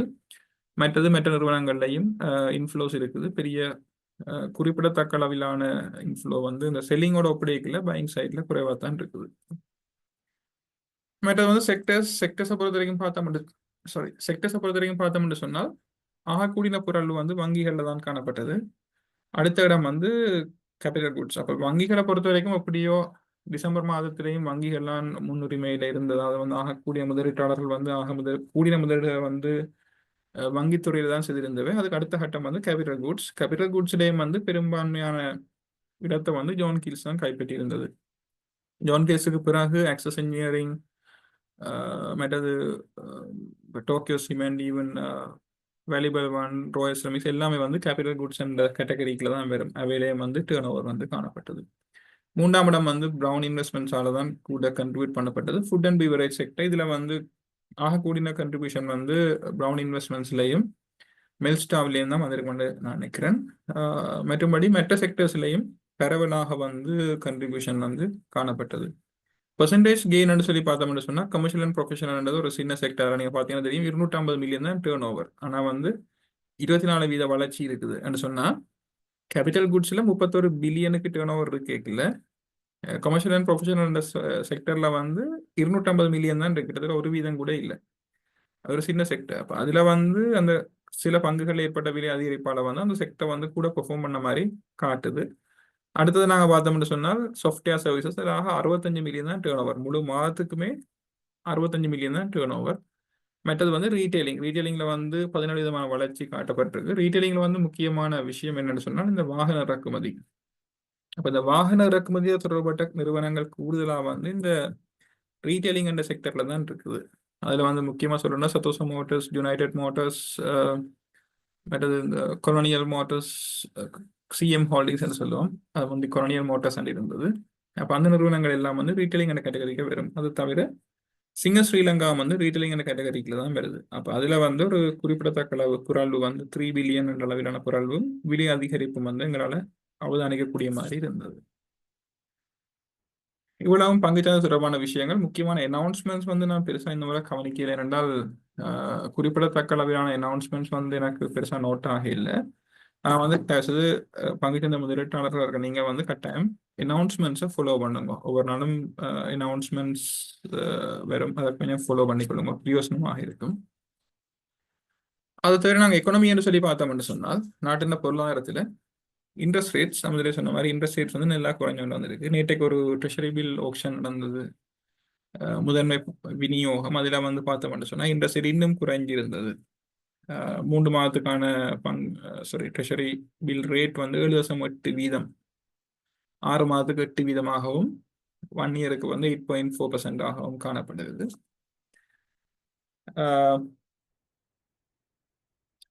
மற்றது நாங்கள் பார்த்தோம்னு சொன்னால் இந்த ஈல்ட் கர்வ், இதை பற்றி நான் ஏற்கனவே நிகழ்ச்சியில் காய்ச்சிருக்கோம். என்றாலும் யாராவது புதுசாக இருந்தால் இப்போ வந்து இங்கே பார்த்தீங்கன்னா தெரியும், எங்களோட ஈல்ட் கர்வ் வந்து இந்த மேலே கோல்ட் கலரில் காட்டப்பட்டிருந்தது பழைய ஈல்ட் கர்வ். அதாவது குறைஞ்ச கால வட்டி வீதம் 31%, கூடின வட்டி வீதம் 21% இருந்தது. அது இப்போ சரியான திசைக்கு வந்திருக்கு. குறைஞ்ச வட்டி வீதம் 8.3%, அதாவது வந்து 3 மந்த்ஸுக்குரியது இப்போ லேட்டஸ்டாக 8%. நேற்றைக்கு நடந்த ஆப்ஷன் படிக்கு 30 வருஷம் அல்லது 20 வருஷத்துக்கான நீண்ட கால அடிப்படையிலானது வந்து 12.8. அப்போ இன்ட்ரெஸ்ட் ரேட் ஸ்ட்ரக்சர் வந்து சரியாக உருவாகி இருக்குது. மற்ற வந்து AWPLR, இது வந்து இந்த கிராஃப் வந்து அப்டேட் பண்ணல. இன்ஃப்ளேஷன் வந்து பார்த்தோம்னு சொன்னால் AWPLR இந்த கிராஃப் அப்டேட் பண்ண பராட்டியும் AWPLR லேட்டஸ்ட் வந்து 9 குறைவடைஞ்சிருக்குது. மற்றது வந்து எக்ஸ்சேஞ்ச் ரேட்டை பொறுத்தவரைக்கும் இது ஒரு முக்கியமான விஷயம். இந்தியன் கரன்சியை பற்றி நம்ம ஆரம்பத்தில் காய்ச்சினால் இந்திய நாணயம் வந்து ஒரு வீழ்ச்சியை சந்திச்சிருந்தாலும் இலங்கை நாணயத்தை பொறுத்த வரைக்கும் அந்த மாதிரியான பாரிய வீழ்ச்சி வந்து இருக்கல. என்றாலும் வந்து ஒரு சிறிய சரிவு வந்து அவதானிக்கப்பட்டது. 290 தான் எங்களோட கரன்சி வந்து 290 மட்டத்தில் தான் இருந்தது. ஆனால் வந்து இப்போ அந்த அண்மைய நாட்களில் வந்து 298 வரைக்கும் அதிகரிச்சிருந்தது. அதில் ஒரு காரணம் வந்து உலகளாவிய ரீதியில் ஏற்பட்ட தாக்கம். மற்றது வந்து இந்த வாகன இறக்குமதி என்ற ஒரு விஷயம். வாகன இறக்குமதிக்கு அனுமதி அளித்தபடியால் டாலருக்கான கேள்வி வந்து உள்நாட்டில் அதிகரிச்சிருக்கு. அப்போ அதுவும் ஒரு காரணம் இந்த கரன்சி அப்ரிசியேஷனுக்கு. அதாவது வந்து இலங்கை நாணயம் டிப்ரிஷியேட், பெறுமதி இழப்புக்கு உள்ளாகி இருக்குது. 290 298 வந்து நாணயத்தின் பெறுமதி குறைஞ்சிருக்குது. அமெரிக்க டாலர் வந்து உறுதி அடைஞ்சிருக்குது. இப்போ உண்மையா இந்தியாவில் ஒப்படைக்கல வந்து எங்களுக்கு ஏற்பட்ட பாதிப்பு குறைவுன்னு சொல்லலாம். இன்ஃப்ளேஷனை பொறுத்த வரைக்கும் இன்ஃப்ளேஷன் வந்து எல்லாருக்கும் தெரியும் மைனஸ்ல இருக்கணும். மைனஸ்ல இருக்கிறவன்றது நேற்றைக்கும் சென்ட்ரல் பேங்க் வந்து ஒரு கார்ட்டூன் மாதிரி ஒரு விளக்கம் ஒன்றை கொடுத்திருந்தது, ஏன் இப்படி மைனஸ்ல இருக்குன்னு சொல்லி. அப்போ இது வந்து நாங்கள் பெருசாக குழப்பம் அடைகிறதுக்குரிய விஷயம் இல்லை. இதுல முக்கியமான முக்கியமான தாக்கம் செலுத்துற விஷயம் வந்து இப்ப உங்களுக்கு தெரிஞ்சிருக்கும், இந்த போன கிழமை வந்து இந்த மாத கடைசியில இருக்கணும் எலக்ட்ரிசிட்டி பிரைஸ் 20% குறைச்சிருந்தவன். மற்றது வந்து பெட்ரோலியம் விலைகளும் வந்து முதல் இருந்ததை விட இப்ப நல்ல குறைவாக இருக்குது. உணவுப் பொருட்களுக்கான விலைகளும் வந்து குறைஞ்சிருக்குது. அப்ப அது வந்து இந்த இன்ஃப்ளேஷன்ல ஒரு தாக்கம் செலுத்தி இன்ஃப்ளேஷன் வந்து மைனஸ்ல இருக்குது. ஆனா இது வந்து ஒரு தற்காலிகமான விஷயம் தான். கூடுதலாக இந்த வருஷம் ஜூன் ஜூலை ஆகியக்குள்ள இது வந்து திருப்பியும் ஒரு நேர் நிலைக்கு வரும், பாசிட்டிவ் ஸ்டேஜுக்கு வரும்னு சொல்லி நாங்கள் எதிர்பார்க்கிறோம். அது சென்ட்ரல் பேங்க் எதிர்பார்க்குது. இப்போ ஜனவரி மாதம் முடிஞ்சு பிப்ரவரி மாதத்தில் இருக்கிறோம். இன்னொரு 3-4 மாதம் இந்த மைனஸ்ல இருக்கிற தன்மை வந்து காணப்படலாம். என்னென்னு சொன்னால் போன வருஷம் வந்து 24ஆம் ஆண்டு வந்து இப்போ உள்ள விலைகளோட ஒப்படைக்கல, முக்கியமாக வந்து எலக்ட்ரிசிட்டி பிரைஸ் ஃபியூவல்னு சொல்லுவோம், பெட்ரோல் டீசல் ப்ரைஸ் வந்து கூடவாக இருந்தது. அப்போ அதில் ஏற்பட்ட விலை குறைவு தான் முக்கியமாக வந்து இந்த இன்ஃப்ளேஷன் மைனஸ் ஆகிறதுக்கான ஒரு காரணம். மற்றது உணவுப் பொருட்களின் விலைகளும் வந்து சில பொருட்களின் விலைகள் வந்து குறைவடைஞ்சிருக்கு உண்மையா. அப்போ அதுலேயும் வந்து இந்த தாக்கம் வந்து ஏற்பட்டிருக்கு. அப்போ இது வந்து ஒரு இன்னொரு 6 மாதம் போகிக்கல வந்து போன வருஷத்தின் குறைஞ்ச விலை மட்டத்துக்கு சமப்பட்டுரும். அப்போ அதுக்கு பிறகு நாங்கள் வந்து இன்ஃப்ளேஷன்ல ஒரு அதிகரிப்பை வந்து எதிர்பார்க்கிறோம். ஏன் பாசிட்டிவான இன்ஃப்ளேஷன் வேணும்னு சொன்னால், ஒரு நாட்டில் பணவீக்கம் வந்து பாசிட்டிவா இருந்தால் தான் வர்த்தகர்கள் வந்து வர்த்தகம் செய்யறதுக்கு ஊக்குவிக்கப்பட வேண்டும். அப்படி ஒரு விஷயம் வந்து இருக்கு. இது ஒரு பொருளாதார எக்கனாமிக் கன்செப்ட் உண்டு. நீங்க அதை பற்றி தேடி பார்க்கலாம் விருப்பம் என்று சொன்னால். ஏன் பாசிட்டிவ் இன்ஃப்ளேஷன், ஏன் ஒரு நாட்டில் பணவீக்கம் தேவை என்று சொல்லி நீங்க தேடி பார்த்தீங்கன்னு சொன்னால், இப்போ எல்லாம் ChatGPT எல்லாம் இருக்கு, கணக்கு விஷயம் இருக்கு. ஸோ வந்து தேடி பார்க்கலாம் இன்ட்ரெஸ்ட் இருந்தால். பட் எனிவே எக்கனாமியை பொறுத்த வரைக்கும் ஒரு பாசிட்டிவ் இன்ஃப்ளேஷன் முக்கியமான விஷயம். அடுத்தது டூரிசம். இந்த நாட்டின பொருளாதாரத்தை தக்க வைக்கிறதுல முக்கியமான பங்களிப்பு வந்து இந்த டூரிசத்துலேருந்து தான் வருது. அப்போ இதில் நான் காட்டியிருக்கிற வந்து நீங்கள் 2-3 கலர்ஸ் பார்க்கலாம், blue, red and green. Blue வந்து 2018ஆம் ஆண்டு தான் எங்களை இலங்கை வரலாற்றில் ஆக கூடின டூரிஸ்ட் வந்த வரலாறு. அதுக்கு பிறகு 24ஆம் ஆண்டில் ஓரளவுக்கு ஒரு முன்னேற்றம் ஒன்று காணப்பட்டது. இப்போ கிரீன் கலர் இந்த வருஷம் ஜனவரி மாதம், இன்றைக்கு இந்த டேட்டா வந்திருந்தது, 2,53,000 டூரிஸ்ட் வந்து ஜனவரி மாதம் வந்திருந்தது. ஆனால் அரசாங்கம் வந்து 3 லட்சம் எதிர்பார்த்தது, கொஞ்சம் ஒரு குறைவு தான், எதிர்பார்த்தவரை குறைவாக தான் இருக்கு. ஆனால் வந்து இலங்கை வரலாற்றில் ஒரு ஜனவரி மாதத்தில் வந்து ஆக கூடுதலான டூரிஸ்ட் வந்து இந்த 2,53,000 பதிவு செய்யப்பட்டிருக்குது. அது ஒரு சாதகமான விஷயமாக பார்க்கலாம். மற்றது வந்து இது வந்து பர்ச்சேசிங் மேனேஜர்ஸ் இண்டெக்ஸ்னு சொல்லி சென்ட்ரல் பேங்க் ஒவ்வொரு மாதமும் வெளியிடுறது. இதில் 3 விதமான டேட்டா இருக்கு. ஒன்று வந்து purchasing managers index for manufacturing சொல்லுவோம், உற்பத்தி தொழில்துறையின் இண்டெக்ஸ். மற்றது வந்து சேவை காய்தொழில் சர்வீஸ் செக்டர் இண்டெக்ஸ். மற்றது வந்து கட்டுமானத்துறை கன்ஸ்ட்ரக்ஷன் செக்டருக்கு புரியும்பா ஒரு இண்டெக்ஸ் வெளியிடணும். இது வந்து கன்ஸ்ட்ரக்ஷன் செக்டருக்குரியது. ஜனவரி 31ஆம் தேதி இதை வெளியிட்டு இருந்தது. இதில் வந்து நீங்கள் பார்த்தீங்கன்னு சொன்னால் நவம்பர் டிசம்பர் 2 மாதத்துலையுமே இண்டெக்ஸ் வந்து 51.4 மட்டத்தில் தான் இருக்கு. அப்போ இதை வந்து நாங்கள் சும்மா ஜஸ்ட் பார்த்தோம்னு சொன்னால் ஒரு சேஞ்சும் இல்லை தானே என்று நாங்கள் நினைப்போம். ஆனால் உண்மையாக அப்படி இல்லை. இதை வந்து நாங்கள் எக்கனாமிக்கலி நாங்கள் பார்த்தோம்னு சொன்னால் ஒரு பாசிட்டிவான ட்ரெண்டில் மெயின்டைன் பண்ணுதுன்னு சொன்னால், நீங்கள் வாகனத்தை வந்து ஒரு ஃபிக்ஸ்டான ஸ்பீடில் டிரைவ் பண்ணுற மாதிரி. இப்போ நீங்கள் வந்து ஒரு 10 km/h ஸ்பீடில் கூட ஒரு வாகனத்தை டிரைவ் பண்ணீங்கன்றால் அது இயங்கி கொண்டு இருக்குது. அப்போ எங்களுக்கு இண்டெக்ஸ் பாசிட்டிவாக இருக்கிறது தான் முக்கியமே ஒழிய அது இப்போ 50லேருந்து 60க்கு போகணுமென்ற அவசியம் இல்லை. அப்போ எங்களை பொறுத்த வரைக்கும் எங்களுக்கு தெரியும், டிசம்பர் மாதம் இப்போ ரிசர்ச் வர தொடங்கிட்டுது. அதில் வந்து எங்களுக்கு பார்த்தா தெரியும், அந்த மேனுஃபேக்சரிங் உற்பத்தி தொழில்துறையில் பெரிய அளவிலான வருமானங்கள் அதிகரிச்சதாக காண முடியல. அது இப்போ நான் ஆரம்பத்தை சொன்ன மாதிரி இந்த இன்ட்ரெஸ்ட் ரேட்ஸும் வந்து குறைஞ்சிருந்தாலும் இன்னும் வங்கிகள் வந்து கடன் வட்டி வீதங்களை குறைக்க இல்லை. அடுத்தது இன்னும் பெரிய அளவில் கடன் வழங்குறதையும் வந்து இன்னும் இப்போதான் கொஞ்சம் கொஞ்சமாக ஸ்டார்ட் பண்ணியிருக்கணும். இப்போதான் வங்கிகள் வந்து கடன் கொடுக்கறதுக்கான முயற்சிகளில் ஈடுபட்டிருக்கு. அப்போ இனித்தான் நாங்கள் வந்து இந்த கன்ஸ்ட்ரக்ஷன் கட்டுமானத்துறையில் ஒரு வளர்ச்சியை வந்து எதிர்பார்க்க போகிறோம். அடுத்தது வந்து அரசாங்கம் வந்து இப்போ 17ஆம் தேதி பட்ஜெட்டை வந்து இந்த 24ஆம் ஆண்டுக்கான பூரணமான கம்ப்ளீட் பட்ஜெட் வந்து ரிலீஸ் பண்ண எதிர்பார்க்கிறோம். அப்போ அதுலேயும் வந்து அரசாங்கம் இந்த கேபிட்டல் எக்ஸ்பெண்டிச்சர்னு சொல்லுவோம், முதலீட்டு கேபிட்டல் எக்ஸ்பெண்டிச்சர்னு சொல்றது வந்து தமிழில் இப்போ இந்த கட்டுமானத்துறைகள் சம்பந்தமான சரியான தமிழ் சொல் டக்குனு ஞாபகம் வருது இல்லை.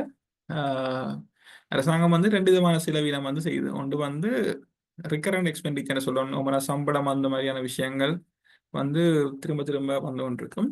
அதை தவிர வந்து புதிய முதலீடுகள், இப்போ ஒரு யூனிவர்சிட்டி கட்டுறதா இருக்கலாம், இல்லாட்டி வந்து ஒரு புதிய ஒரு பாலம் கட்டுறதோ ரோட்டு போடுறதோ அந்த மாதிரியான விஷயங்கள் வந்து கேபிட்டல் எக்ஸ்பெண்டிச்சர்ன்றதுக்குள்ள வரும். அப்போ அதை வந்து இப்போ எக்கனாமிக் கிரைசிஸோட வந்து அது 2022, 2023, 2024 3 வருஷமாக வந்து தடைபட்டிருந்தது. இப்போ தான் இந்த அரசாங்கம் வந்து அதில் வந்து புதிய முதலீடுகள் செய்கிறேன்னு சொல்லியிருக்கணும். அப்போ அதுவும் வந்து ஒரு பாசிட்டிவான சிக்னலாக பார்க்கப்படுகிறது. கன்ஸ்ட்ரக்ஷன் ஆக்டிவிட்டீஸ் வந்து நாங்கள் எதிர்பார்க்கிறோம். பட் இது வந்து எக்ஸ்டர்னல் செக்டர் பெர்ஃபார்மன்ஸ், ஏற்றுமதி இறக்குமதியில் உள்ள வித்தியாசத்தை வந்து நீங்கள் இதில் பார்க்கலாம். முக்கியமாக வந்து இந்த டிசம்பர் மாதத்தில் பார்த்தீங்கன்னு சொன்னால் இந்த ஆரஞ்சு கலரில் உள்ளது வந்து எங்களோட இறக்குமதி. எப்போவுமே வந்து இறக்குமதி ஏற்றுமதியை விட கூட இறக்குமதி தான் கூட இலங்கையில். அப்போ இறக்குமதியை பொறுத்த வரைக்கும் நவம்பர் மாதத்துல 1.5 பில்லியனா இருந்தது, டிசம்பர் மாதத்துல 1.9 வரைக்கும் கூடியிருக்குது. அப்போ அதுல வந்து முக்கியமான விஷயம் வந்து என்னன்னு சொன்னால், எப்படியோ இறக்குமதி கொஞ்சம் கூடித்தான் இருக்குது. ஆனா அதை விட இந்த சீசன் வந்ததும் ஒரு காரணம். டிசம்பர் வந்து வருட கடைசி சீசன் சொல்லி சொல்லுவோம், அதுலேயும் வந்து ஒரு கன்ட்ரிபியூஷன் இருக்குது. ஆனா வந்து இது முக்கியமான சொன்ன மாதிரி இந்த ஜான் கேஸ் அந்த கிரேன் அது தொடர்பான சாமான்கள் இம்போர்ட் பண்ணப்பட்டது. அப்ப அதுவும் வந்து ஒரு ஒன் ஆஃப் எக்ஸ்பெண்டிச்சர், ஒவ்வொரு முறையும் திரும்பி திரும்பி அந்த இம்போர்ட்ஸ் வர போறே இல்லை. அப்ப அந்த செலவினமும் இதுக்குள்ள காட்டப்பட்டிருக்கு. அப்ப அதுவும் ஒரு காரணம், இந்த இம்போர்ட்ஸ் திடீரென்று அதிகரிச்சது. அப்ப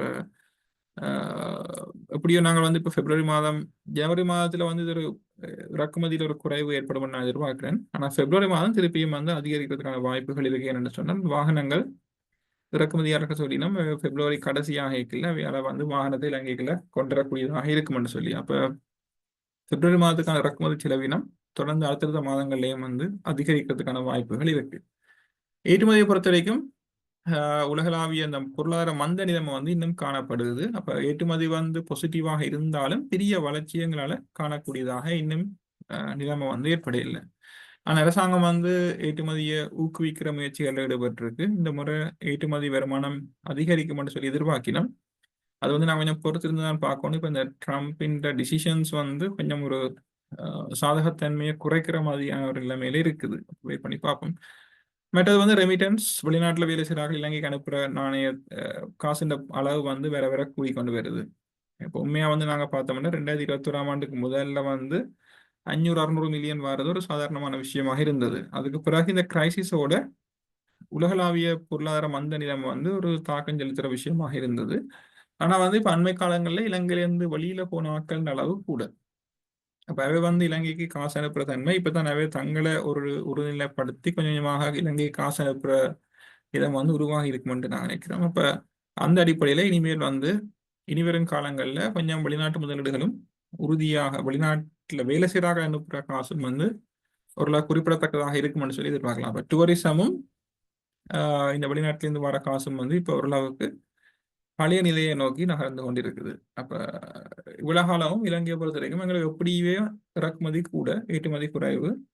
அந்த இடைவெளியை வந்து நாங்கள் இந்த டூரிசத்தையும் இந்த ரெமிட்டன்ஸையும் நம்பித்தான் இருக்கிறோம். இப்ப அதுல வர மிச்சத்தை வச்சு கொண்டுதான் கடனை கட்டி கொண்டு இருக்கிறோம். சரிதான். ஸோ இப்ப அந்த நிலைமை வந்து ஓரளவுக்கு உறுதிப்படுத்தப்பட்டு நினைக்கிறேன். இப்ப கடன் மறுசீரமைப்பு முடிஞ்சு நாங்கள் இப்ப கடன் திருப்பி செலுத்துற நிலைமைக்கு வந்துட்டோம். அப்ப இந்த டூரிசமும் ரெமிட்டன்ஸும் வந்து ஒரு முக்கியமான விஷயம். அப்ப அரசாங்கம் எதிர்பார்க்குற மாதிரி ஒரு பாசிட்டிவாக இருக்குமென்னு சொல்லி எதிர்பார்ப்போம். என்றாலும் வந்து நாங்கள் கொஞ்சம் கவனமாக அவதானிக்க வேண்டிய விஷயங்கள்.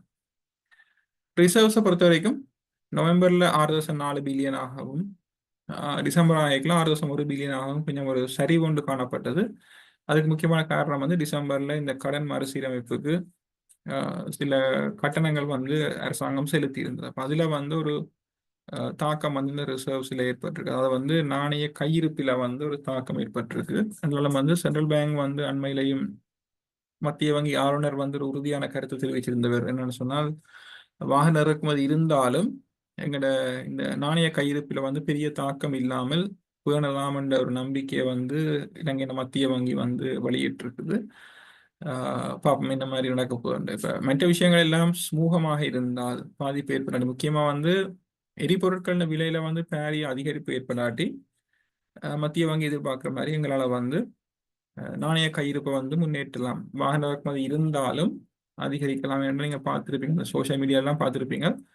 வாகனத்தின் விலையை விட 2 மடங்கு அல்லது 3 மடங்கு டேக்ஸ் கட்ட போறோம். அப்ப அரசாங்கத்துக்கு வருமானம் எப்படியோ கூட போகுது. அப்ப அரசாங்கம் வந்து அந்த காசை வச்சுக்கொண்டு இப்ப டாலர் வெளியில போனாலும் மார்க்கெட்ல இருந்து டாலரை வந்து வாங்கி கொள்ளலாம். அதாவது வந்து எப்படியோ டூரிசம் வந்து நாட்டில் இருக்குது, அடுத்து வந்து ரெமிட்டன்ஸ் வருது. அப்ப அரசாங்கத்தை பொறுத்த வரைக்கும் அந்த காசை வந்து சந்தையில இருந்து கொள்ளளவு செய்து கொள்ளலாம், வாங்கி கொள்ளலாம். அப்ப அந்த சைட்ல வந்து பெரிய பிரச்சனையாக இருக்காதுன்றதுதான் எதிர்பார்ப்பு. மற்றது வந்து இது வந்து ஒரு சாதாரண விஷயம். பிஸ்கல் கன்சாலிடேஷன் என்று சொல்றது இதுதான். என்று சொன்னால், நாட்டில் வந்து வரி வருமானம் ஒரு குறிப்பிட்ட மட்டத்தில் இருக்கும். அப்ப IMF டார்கெட்டின் படிக்கு இந்த வருஷம் அது வந்து 15% இருக்கணும். இப்ப நாங்க வந்து கிட்டத்தட்ட 13-14% அடைஞ்சிருக்கிறோம். இன்னும் ஒரு வீதம் அதிகரிக்கணும். அப்ப இந்த பட்ஜெட்ல அரசாங்கம் அதை எப்படி அதிகரிக்க போகுதுன்றது சொல்ல இருக்குது. எல்லாரும் அதான் பார்த்து கொண்டிருக்கிறோம். என்ன விதமான புது டாக்ஸுகள் வரப்போகுது என்றதுதான் எல்லாத்தையும் எதிர்பார்ப்பு. ஆனா நான் நினைக்கிறேன் அரசாங்கம் கூட இந்த வாகன இறக்குமதியினூடாக குறிப்பிட்ட தொகையை பெற்றுக்கொள்ளலாம் என்று எதிர்பார்க்கிற மாதிரி கிடக்கு. ஏன்னா இன்னும் பெர்மிட்டுக்கு அனுமதி கொடுக்கல. அப்ப வாகனம் இம்போர்ட் பண்ற எல்லாரும் கட்டாயம் டாக்ஸ் கட்டி தான் வாகனம் இம்போர்ட் பண்ணணும்.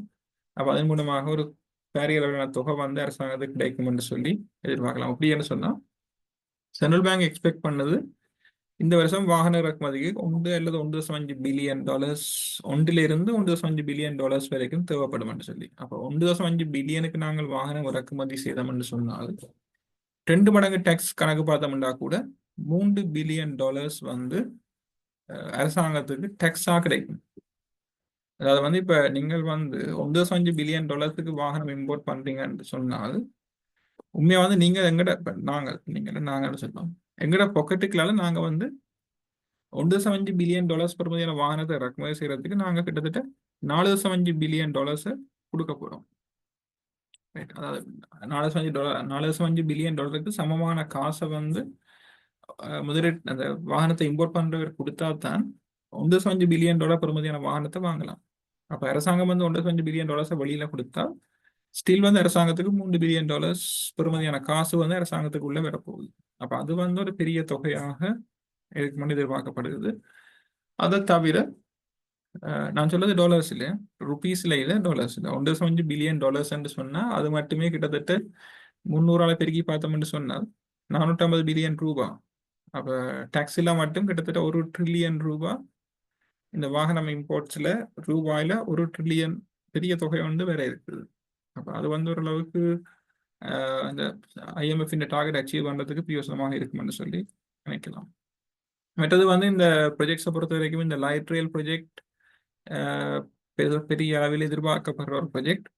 இப்போ நேற்றுக்கு தான் ஒரு நியூஸ் வந்திருந்த அரசாங்கம் ஜைகாவோட கடன் மறுசீரமைப்பு நடவடிக்கைகளை இறுதி செய்திருக்குன்னு சொல்லி. என்ன சொன்னால் ISB ரீஸ்ட்ரக்சரிங்னு சொல்லுவோம், சவரின் பாண்ட் ரீஸ்ட்ரக்சரிங் முடிஞ்சது.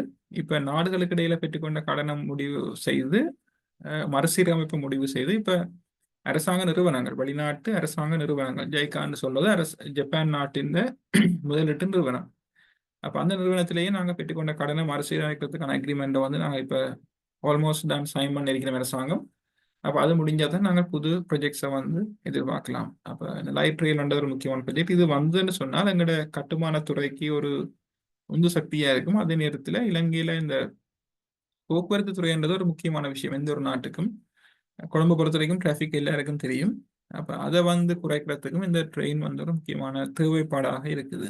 அது தவிர இந்த டெர்மினல் பெரிய நான் காய்ச்சிட்டு போர்ட்ஸ், கலம்பு போர்ட்ல வர டெர்மினல் மற்றது ஹம்பாந்தோட்ட போர்ட் ரெண்டுமே டெவலப் பண்ணப்பட்டு கொண்டிருக்குது.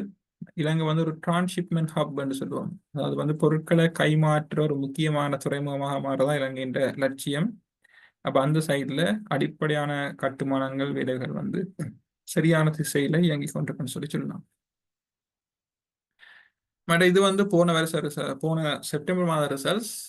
நாங்கள் இப்ப டிசம்பர் மாதம் ரிசல்ட்ஸ் எதிர்பார்த்து கொண்டிருக்கோம். முக்கியமா எல்லாரும் வங்கிகளை தான் ஃபோக்கஸ் பண்ணி கொண்டிருக்கிறோம். வங்கிகள்ல 2 விதமான லாபம், 2 விதமான பெனிஃபிட் எதிர்பார்க்கப்படுது. ஒன்று இந்த கடன் மறுசீரமைப்பு நிறைவு செய்தபடியாக வங்கிகள் அவை வச்சிருந்த சவரின் பாண்ட்ஸுக்கு கிட்டத்தட்ட 50-55% ப்ரொவிஷன் என்று சொல்லுவோம். நட்ட அச்சம் ஏற்படலாம், நட்டம் ஏற்படலாம் என்று சொல்லி அதற்கான ஏற்பாடுகள் சேர்ந்தவை. அப்ப இப்ப கடன் மறுசீரமைப்பு முடிஞ்சபடியால் அதுல ஒரு குறிப்பிட்ட தொகையை அவையால மீள பெற்றுக் கொள்ளக்கூடிய மாதிரி இருக்கும். அதாவது ப்ரொவிஷன் ரிவர்சல் என்று சொல்லுவோம். அப்ப அதுல ஒரு பெனிஃபிட்டும், மற்றது நாட்டின் பொருளாதாரம் முன்னேற்றம் அடைஞ்சிருக்கபடியால் உள்நாட்டில கடன் பெற்றார்கள் கடனை திருப்பி செலுத்துற சந்தர்ப்பம். முக்கியமா டூரிசம், இந்த ஹோட்டல்ஸ் வங்கிகள்ல பெற்றுக்கொண்ட கடனை மீள செலுத்துறதுல சில சிக்கல் பாடுகள் இருந்தது. இப்ப டூரிசம் கூடுறபடியால் ஃபாரின் டூரிசம் இருக்கு, உள்நாட்டு லோக்கல் டூரிசம் இருக்கு. அப்ப ஹோட்டல்ஸுக்கு ஓரளவுக்கு வருமானம் வரும். அப்ப அவையால பெற்றுக்கொண்ட கடன்களை மீள செலுத்துறதுக்கான சந்தர்ப்பங்கள் உருவாகி இருக்குது. அதே மாதிரி ஆட்களுக்கும் நாட்டில் இருக்கிற மக்களுக்கும் முதல் வருடங்களை விட இந்த வருடம் வருமானம் அதிகரிக்கிறதுக்கான வாய்ப்புகள் இருக்கு. அப்ப ஆட்களும் பெற்றுக்கொண்ட கடனை திருப்பி செலுத்துவிடும். அப்ப அதுலேயும் ஒரு கடன் செலுத்தாம இருந்தவரா கடனை செலுத்த தொடங்கினால் வங்கிகள் செய்திருக்கிற ப்ரொவிஷனை வந்து ரிவர்ஸ் பண்றதுக்கான வாய்ப்புகள் இருக்கு. ஸோ அந்த சைட்லேயும் வந்து பெனிஃபிட் வந்து எதிர்பார்க்கப்படுது. அடுத்தது வந்து புதிய கடன் வழங்கல்கள், வங்கிகள் வந்து புதிய கடன் வழங்கல்கள் செய்யும் என்று எதிர்பார்க்கிறோம். அப்ப அதுல வந்து புதிய வர்த்தக வாய்ப்புகள் வந்து உருவாகும். அப்ப அந்த சைட்லையும் எதிர்காலத்துல வங்கிகளின் லாபம் ஈட்டுற தன்மை வந்து அதிகரிக்கும் என்று சொல்லி எதிர்பார்க்கப்படுது. ஸோ அதுலேயும் வந்து இந்த வங்கித்துறையில ஒரு அண்மை காலங்களில் அதிக ஆக்டிவிட்டீஸ் காணப்பட்டதுக்கு அதுவும் ஒரு காரணமாக எதிர்பார்க்கலாம். இன்னும் எங்களுக்கு இந்த டிசம்பர் மாத ரிசல்ட்ஸ் வரையில அந்த ரிசல்ட்ஸ் வந்தால் தான் வங்கிகளின் சரியான இப்பத்த நிலைமை என்னன்றது நாங்கள் தெரிஞ்சு கொள்ளலாம். இதோட வந்து இந்த பிரசன்டேஷன் வந்து முடிவுக்கு வருது. உங்களோட கேள்விகளை பார்க்கலாம்.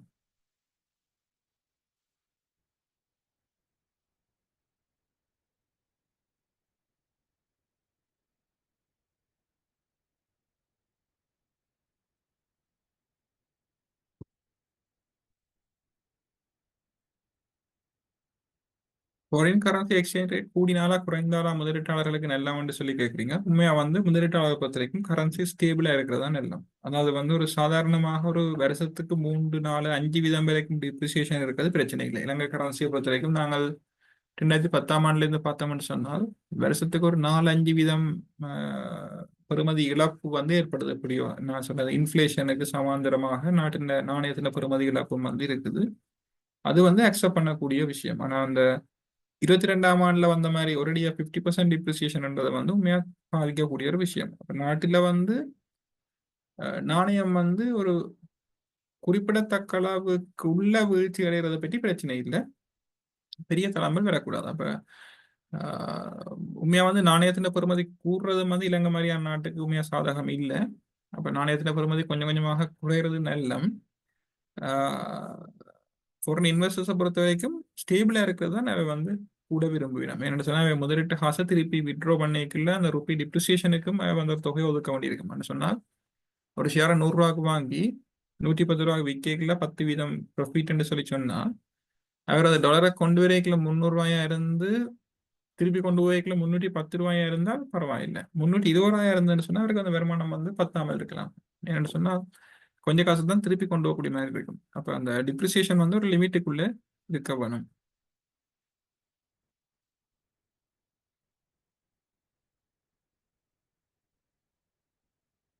நீங்க ஷியா ஓடோஃப்ளோ பற்றி கேட்குறீங்க. அதை பற்றி நீங்கள் தயவு செய்து இந்த நிகழ்ச்சி முடிஞ்சா பிறகு திரு சபாநாதன் நேரடி உங்களோட பங்கு தர தொடர்பு கொண்டீங்கன்னா அதை பெரிய விளங்கப்படுத்துவினோம். குவார்டர் ஸ்டேட்மெண்ட்ல கம்பெனி குரூப் 2 ஸ்டேட்மெண்ட் உள்ளது ஏன்? ரைட், நல்ல கேள்வி. ரிசர்ச் வந்து இருக்குது. நார்மலா வந்து நீங்க பங்குச்சந்தை முதலீட்டாளர் முறையில குரூப் ஸ்டேட்மெண்ட்டை பார்க்கறது தான் சரி. ஏன்னு சொன்னால் நீங்க வந்து இப்போ ஜான் கீஸை பொறுத்த வரைக்கும் நீங்க ஜான் கீஸ்ல முதலீடு செய்வீங்கன்னு சொன்னா அந்த ஜான் கீஸ் என்னென்ன கம்பெனிகள் எல்லாம் பங்கு வச்சிருக்கோ அந்த கம்பெனிகள்லயும் உங்களுக்கு உரிமை இருக்கு. அந்த கம்பெனி உழைக்கிற லாபத்திலையும் ஒரு பகுதி வந்து உங்களுக்கு உரித்தானதாக இருக்கும். அப்ப அந்த குரூப் தான் பார்க்கணும். ரைட், கம்பெனி வந்து உதாரணத்துக்கு நான் சொல்லலாம்னு சொன்னா வலிபுரவன் எடுத்தோம்னு சொன்னா வலிபுரவன்ல கம்பெனின்றது ஒன்றுமே இல்லை. அது ஒரு ஆஃபீஸ் மட்டும்தான். அதுல வர துணை நிறுவனங்கள்லாம் நம்ம அங்க குரூப். அப்ப நீங்க குரூப் அக்கௌண்ட்ஸ் தான் பார்க்க வேண்டி இருக்கு. டோட்டல் ரிட்டர்ன் இண்டெக்ஸ்னு சொல்லி கேட்குறீங்க. டிஆர்ஐன்னு சொன்னா டோட்டல் ரிட்டர்ன் இண்டெக்ஸ். அது வந்து நார்மலா ஷேர் பிரைஸ் மூவ்மெண்டோட டிவிடெண்டையும் கணக்கு பார்த்துருக்கும். அப்போ டிவிடெண்ட்னு சொன்னா இப்போ நீங்க ஒரு ஷேர்ல முதலீடு செய்றீங்க, உங்களுக்கு பங்கு லாபம் கிடைக்குது. கிடைக்கிற பங்கு லாபத்துக்கு திருப்பி ஷேரை வாங்கி இன்வெஸ்ட் பண்ணீங்கன்னு சொன்னால் அதாவது வந்து இப்போ நீங்க ஒரு உதாரணத்துக்கு கமர்ஷியல் பேங்க் ஷேர் வச்சுக்கணும்னு வச்சுக்கொள்ளுமே. கமர்ஷியல் பேங்க் வச்சிருக்கீங்கன்னு சொன்னா ஒவ்வொரு வருஷம் கமர்ஷியல் பேங்க் டிவிடெண்ட் பே பண்ணும். நீங்க டிவிடெண்ட் எடுத்து செலவழிக்கிறீங்க. டிவிடெண்ட் எடுத்து அந்த காசுக்கும் திருப்பி ஷேர்ஸை வாங்கி விட்டாலும் உங்களோட போர்ட்ஃபோலியோ வந்து வேற வேற க்ரோ பண்ணி கொண்டு இருக்கும். அப்போ ஒரு 2015ஆம் ஆண்டு நீங்கள் இன்வெஸ்ட் பண்ணியிருந்தீங்கன்னா இந்த 25ஆம் ஆண்டு 10 வருஷமாக இல்லை நீங்கள் உங்களுக்கு பெற்றுக்கொண்ட டிவிடெண்டே நீங்கள் திருப்பி இன்வெஸ்ட் பண்ணியிருக்கீங்க. அப்போ மொத்தமாக வந்து உங்களுக்கு எவ்வளவு காசு இப்போ இருக்குது, உங்களோட பெறுமதி எவ்வளவுன்றதான் டோட்டல் ரிட்டர்ன். அப்போ அதை மாதிரி முழு பங்கு சந்தைக்கும் ஒரு இண்டெக்ஸ் கால்குலேட் பண்ணிக்கலாம். அது டோட்டல் ரிட்டர்ன் இண்டெக்ஸ்னு சொல்லி சொல்லுவோம். What is close and funds? இதை நீங்கள் சாட் ஜிபிடியில் அடித்தீங்கன்னா நல்ல ஆன்சர் கிடைக்கும். தமிழ்லையும் வரும். இந்த நிகழ்ச்சியோட சம்பந்தப்பட்ட கேள்வியை மட்டும் கேட்போம். அது எல்லாருக்கும் பிரயோசனமாக இருக்கும். MyCSCல பிளாட்டினம் சப்ஸ்கிரிப்ஷன் எல்லாம் வந்து தயவு செய்து திரு சபாநாதன் அவர்களை ஆறுதலாக தொடர்பு கொண்டு கேட்டீங்கன்னா பிரயோசனமா இருக்கும்.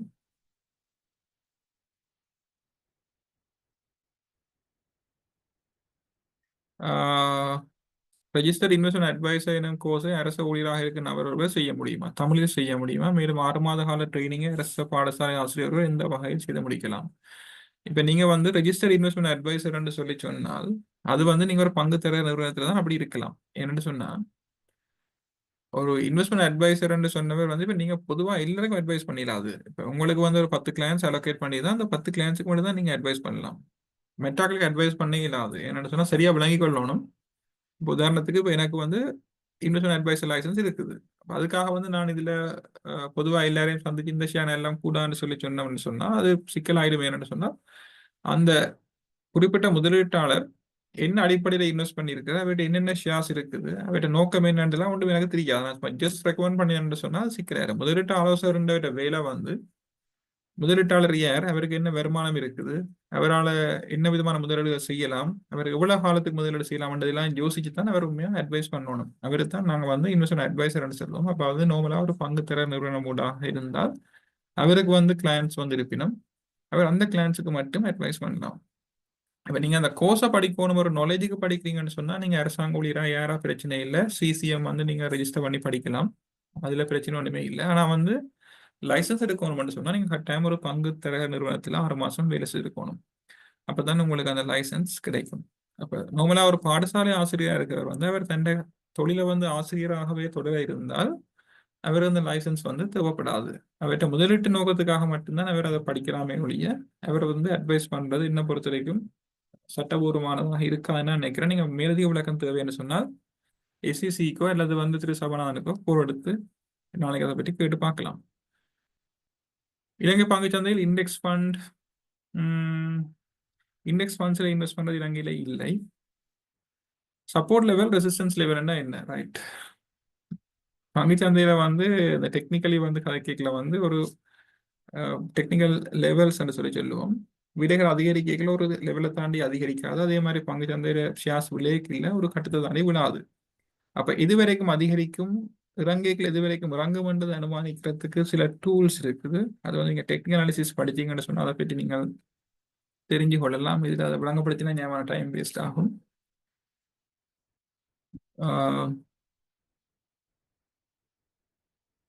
KEL has branch in Bangladesh, so will the profit or loss of this overseas branch be added to the financial statement? My question is, if local company has an overseas branch, will its earnings be included in the financial statements? எனக்கு KEL பற்றி தெரியாது. ஆனா இப்ப commercial பேங்குக்கு வந்து Overseas பங்களாதேஷில் operation இருக்குது.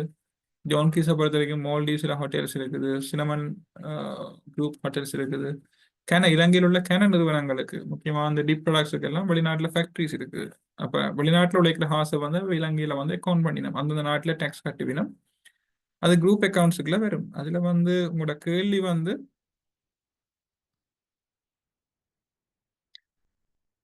இலங்கையில உண்மையா வந்து அந்த வெளிநாட்டுல அவைக்கு பிரான்ச் இருந்ததுக்கு அந்த பிரான்ச் வந்து இலங்கை கம்பெனி தான் சொந்தம். அப்ப அதுல வர லாப நட்டங்கள் எல்லாம் இலங்கை கம்பெனி இலங்கை குரூப் அக்கௌண்ட்ஸ்ல ரிஃப்ளெக்ட் பண்ணும்.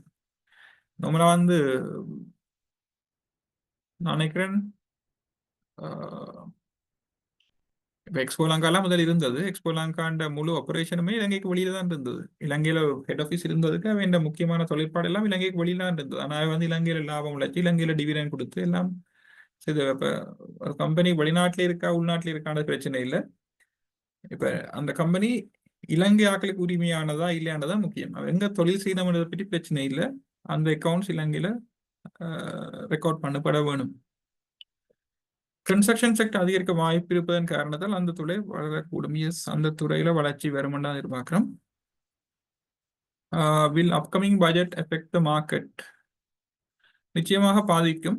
ஆனால் சாதகமான பாதிப்பா அல்லது எதிரான பாதிப்பானதான் கொஸ்டின். நான் முதலே சொன்ன மாதிரி இலங்கை அரசாங்கம் வரி வருமானத்தை அதிகரிக்க வேண்டிய ஒரு கட்டாயத்தில் இருக்குது. அப்ப புதிய வரிகள் அறிமுகப்படுத்திக்கலாம். அது எந்த மாதிரியான வரிகள்னு எங்களுக்கு தெரியல.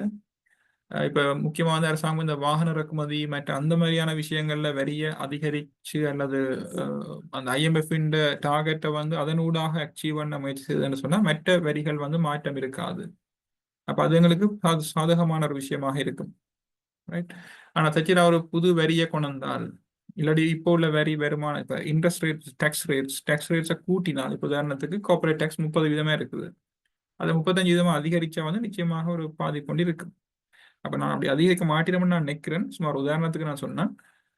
அப்ப என்ன மாதிரியான டாக்ஸ் வரப்போகுதுன்ற பொறுத்து நிச்சயமாக பங்குச்சந்தையில சாதகமாகவோ அல்லது பாதகமாகவோ தாக்கம் இருக்கலாம். Stock over price under price ஆனது வந்து ஜஸ்ட் வந்து விளங்கப்படுத்த கஷ்டம். ஆனால் பேசிக்கா வந்து பிஇ ரேஷியோ அல்லது பிபிவி ரேஷியோ வச்சுக்கொண்டு நீங்க தீர்மானிக்கலாம்.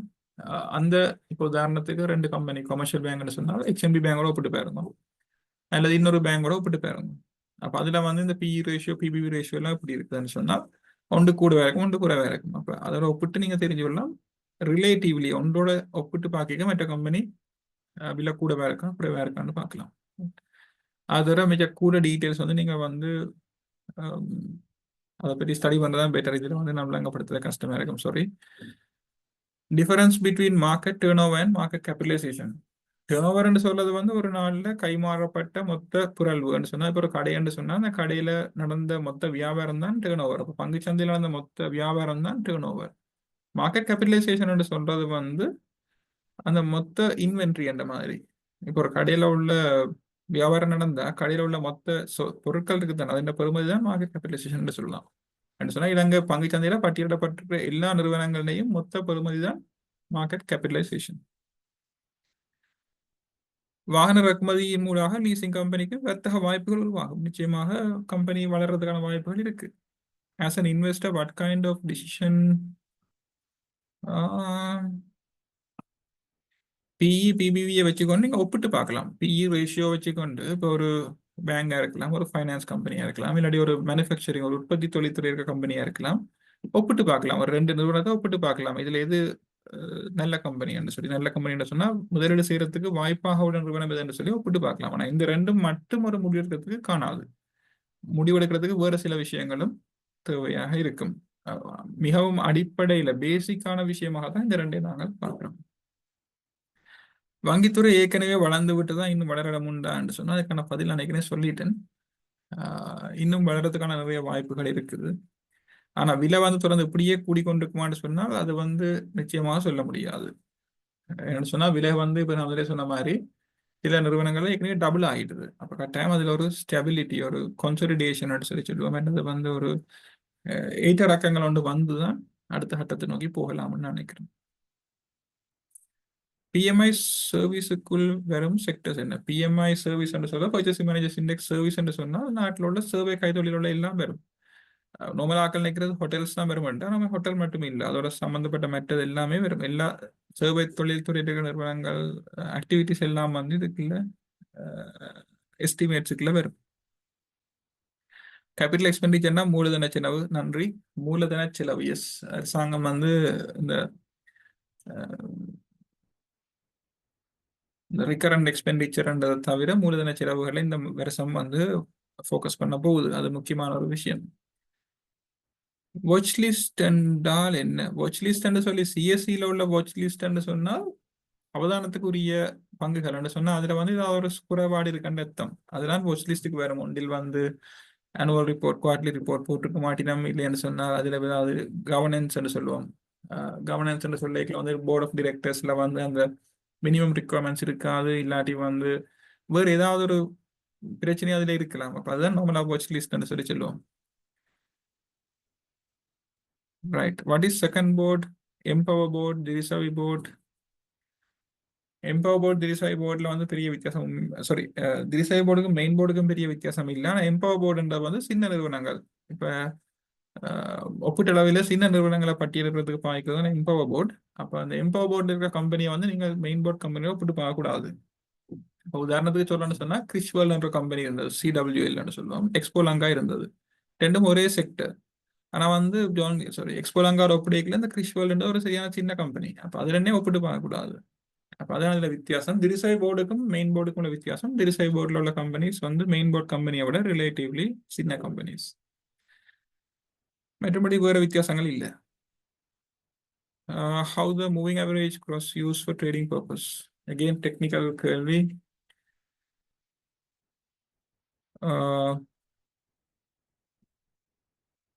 Why investing.com removed Sri Lankan stocks? அது எனக்கு உண்மையாக தெரியாது ஏன் investing.com இல்லைன்னு சொல்லி. ஆனால் நீங்கள் ட்ரேடிங் வியூவை பாய்க்கலாம். ட்ரேடிங் வியூ வந்து கூட ஃப்ளெக்சிபிள் நினைக்கிறேன். ஈவன் சிஎஸ்சி கூட தான் ரெக்கமெண்ட் பண்ண நினைக்கிறேன். மூவிங் அவரேஜஸை வச்சு வந்து நாங்கள் வந்து ட்ரெண்டை வந்து அவதானிக்கலாம். மூவிங் அவரேஜ் வந்து நார்மலாக வந்து 50 days 100 days 200 daysன்னு சொல்லி 3 இருக்குது. அதில் ஷார்ட் டேர்ம் லாங் டேர்ம்னு சொல்லி இருக்கும். அப்போ அந்த லைன்ஸ் க்ராஸ் பண்ணிக்கல கோல்டன் க்ராஸ் டெத் க்ராஸ் இருக்கும். ஆனால் அது வந்து ஒரு லெகிங் இண்டிகேட்டர். அப்படி சொன்னால் எல்லாம் முடிஞ்ச அப்புறம் காட்டும். அதில் பியூஸ்னம் இல்லை உண்மையா. முதலே தெரிஞ்சு கொள்வது கஷ்டம். ஆனால் இப்போ நீங்கள் முதலீடு செய்யக்கில் வந்து இப்போ ஒரு ஷேரை வாங்க போறீங்கன்னா அதை நீங்கள் பார்த்துட்டு வாங்கலாம். சாதகமாக இருக்கா இல்லையான்றதை தெரிஞ்சு கொள்றதுக்கு அந்த 50 day 100 day 200 day மூவிங் அவரேஜஸ் வந்து யூஸ் பண்ணலாம். நார்மலாக வந்து ஒரு லெகிங் இண்டிகேட்டருடைய பெருசாக அதை யூஸ் பண்ணுறது குறைவு நினைக்கிறேன். Will the ASPA reach 18,000 mark as the economy grows? நிச்சயமா எஸ்ன்னு சொல்லலாம். எக்கனாமி வளர்ந்துன்னு சொன்னா கட்டாயமாக 18,000 புள்ளிகளை அடையும். ஆனா ஒரு கிழமைக்குள்ள 2 கிழமைக்குள்ள அடையுமான்னு சொன்னா அது தெரியாது. ஆனா 18,000 புள்ளிகளை அடையும். Do you think current market prices have factored in future earnings? Do you think current market prices have factored in future earnings given that prices have increased significantly? அப்படியும் சொல்லலாம். எதிர்கால வருமானங்களை வந்து எதிர்பார்த்து விலைகள் அதிகரிச்சு என்று சொல்லலாம். முக்கியமா வங்கிகளை பொறுத்த வரைக்கும் வங்கியான விலைகள் வந்து இப்ப நான் சொன்னேன் டபுள் ஆயிருக்குன்னு சொன்னா இந்த கடன் மறுசீரமைப்பில் வங்கிகளுக்கு சாதகமான நிலைமை ஏற்படும் என்ற எதிர்பார்ப்புல தான் அதிகரிச்சிருக்கு. அப்ப அந்த சைட்ல பார்த்தா எஸ்ன்னு சொல்லலாம்.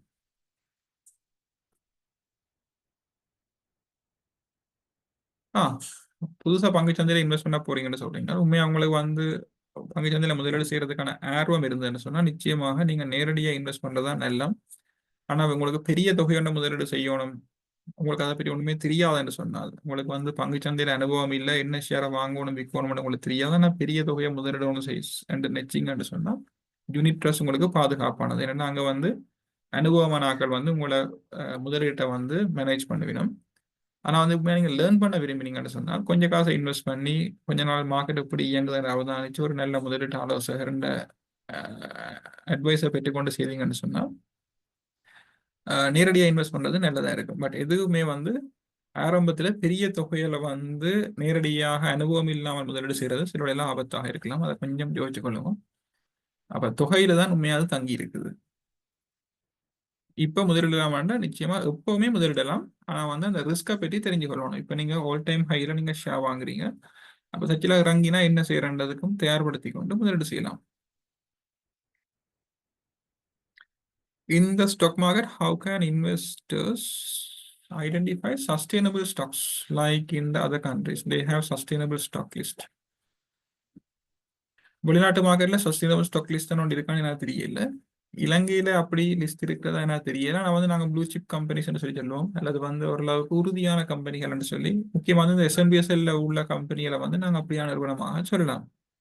ஓரளவுக்கு எல்லாமே 100% சரியாண்டு இல்லை, ஆனால் ஓரளவுக்கு நல்ல கம்பெனிகள் அதில் பட்டியலிடப்பட்டிருக்கு. SLT Mobitel getting low in share market. ஏன் SLT விலை குறையுதுன்னு சொல்லி கேட்டால் அதுக்கான பதிலாக தெரியல. மேபி வந்து முதல்ல இருந்த அரசாங்கம் SLT விற்க இருந்தது, இப்போ அரசாங்கம் வந்து விற்கிற தொடர்பான தீர்மானங்களை வந்து ஒத்தி வச்சிருக்கு. இன்னும் விற்க போயிடுமா இல்லையான்னு சொல்லல. மேபி அதால வந்து விலை குறைதான் இருக்கலாம். இல்லாட்டி வந்து டயலாகின் விலை கூறுறபடியால் SLT விலை குறையுதுன்னா சில முதலீட்டாளர்கள் SLT ரிசல்ட்ஸ் குறையும் என்று எதிர்பார்க்கிறோமோ தெரியல. அப்ப நாங்க வந்து வெயிட் பண்ணி பார்க்கணும் SLT ரிசல்ட்ஸ் எப்படி வரப்போகுதுண்டு. மற்றது வந்து முதல்ல வந்து SLT விலை வந்து டயலாக் ஒப்படைக்கல, நல்லா கூடி இருந்தது. அதுக்கான காரணம் வந்து நம்ம சொன்ன மாதிரி இந்த விக்ரண்ட் ஒரு ஸ்டோரி. அப்போ மேபி அந்த ஸ்டோரி இப்போ இல்லைன்றதால ஸ்டெபிலைஸ் ஆகிறதாக இருக்கலாம்.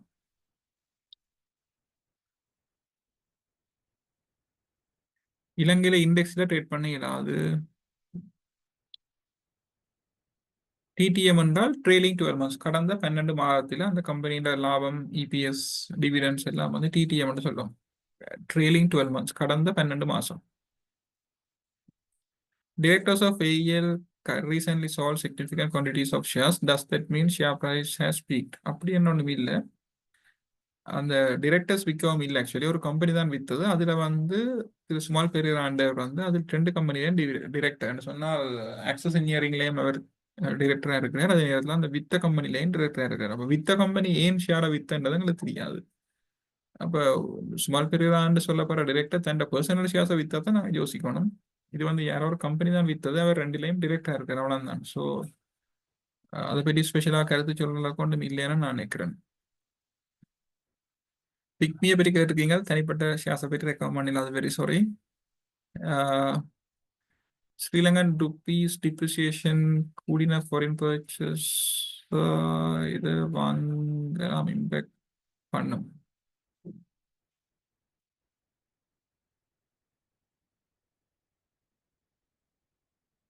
கேள்வி தெளிவில்லை. சில பேர் வந்து ருப்பி டிப்ரிஷியேட் ஆனால் எக்ஸ்போர்ட் கம்பெனிங்க எல்லாம் எதிர்பார்க்கிறோம். ஆனால் ருப்பி டிப்ரிஷியேட் ஆயிடுச்சுன்னு சொன்னால் இலங்கையில் திருப்பியும் இன்ஃப்ளேஷன் கூடுறதுக்கான வாய்ப்புகள் இருக்கு. அப்போ நான் நினைக்கிறேன் ருப்பி வந்து பெரிய அளவில் டிப்ரிஷியேட் ஆகாமல் அரசாங்கம் மெயின்டைன் பண்ணுமென்னு சொல்லி எதிர்பார்க்குறேன். அப்புறம் செக்டர் கம்பெனி எப்படி இயங்குமென்றது வந்து ட்ரம்பின் முடிவுலாம் இருக்குது. பாப்பன் ட்ரம்ப் வந்து என்ன மாதிரியான தீர்மானங்கள் இனி எடுக்க போறாருன்றது. Does the investment advisor receive a percentage of the transaction from the brokerage fee we pay when buying or selling? நீங்க பே பண்ற brokerage-ல இருந்து தான் எங்களுக்கும் சம்பளம் கிடைக்குது, ஸ்டாக் புரோக்கருக்கும் சம்பளம் கிடைக்குது. ஸோ வந்து அது டிரெக்ட் பர்சன்டேஜா இல்லையானது ஒவ்வொரு கம்பெனியை பொறுத்து வித்தியாசப்படும். ஆனால் வந்து அந்த இப்போ நீங்கள் ஒரு ஷேரை வாங்கிக்கல 1.12% டோட்டல் சார்ஜ், அதில் 0.64% ஸ்டாக் புரோக்கருக்குரியது.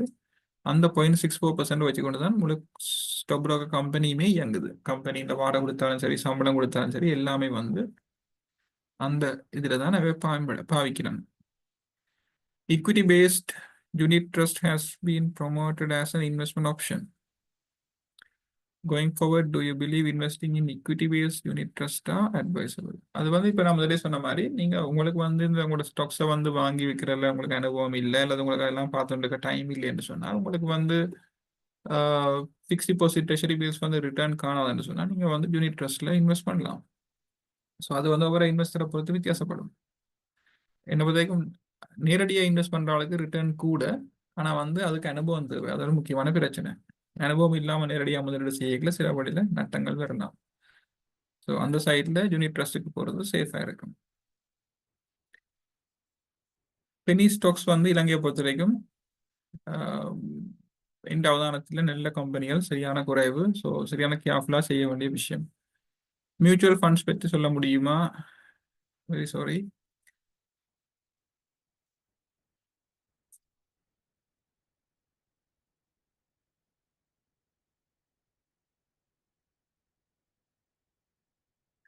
இன்வெஸ்டர்ஸும் அனலிஸ்டும் பாசிட்டிவ் வரைக்கும் மார்க்கெட்டில் மீடியம் டேர்மில் என்ன பிரச்சனை வரும்னு சொல்லி கேட்டுப்பீங்க.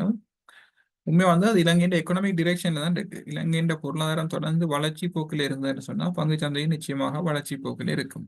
ஆனால் பொருளாதாரம் வந்து ஒரு மந்த நிலை அடைஞ்சாலோ அல்லது ஒரு தாக்கம் வந்தாலோ, ஏதாவது உலகளாவிய ரீதியிலான காரணங்களாலேயோ அல்லது உள்நாட்டில் ஏற்படுற பிரச்சனைகளாலேயோ பாதிப்பு வந்தால் அது பங்கு சந்தையும் தாக்கம் செலுத்தும். நார்மலாக வந்து ஸ்டாக் மார்க்கெட் ஒரு லீடிங் இண்டிகேட்டர்னு சொல்லுவோம்.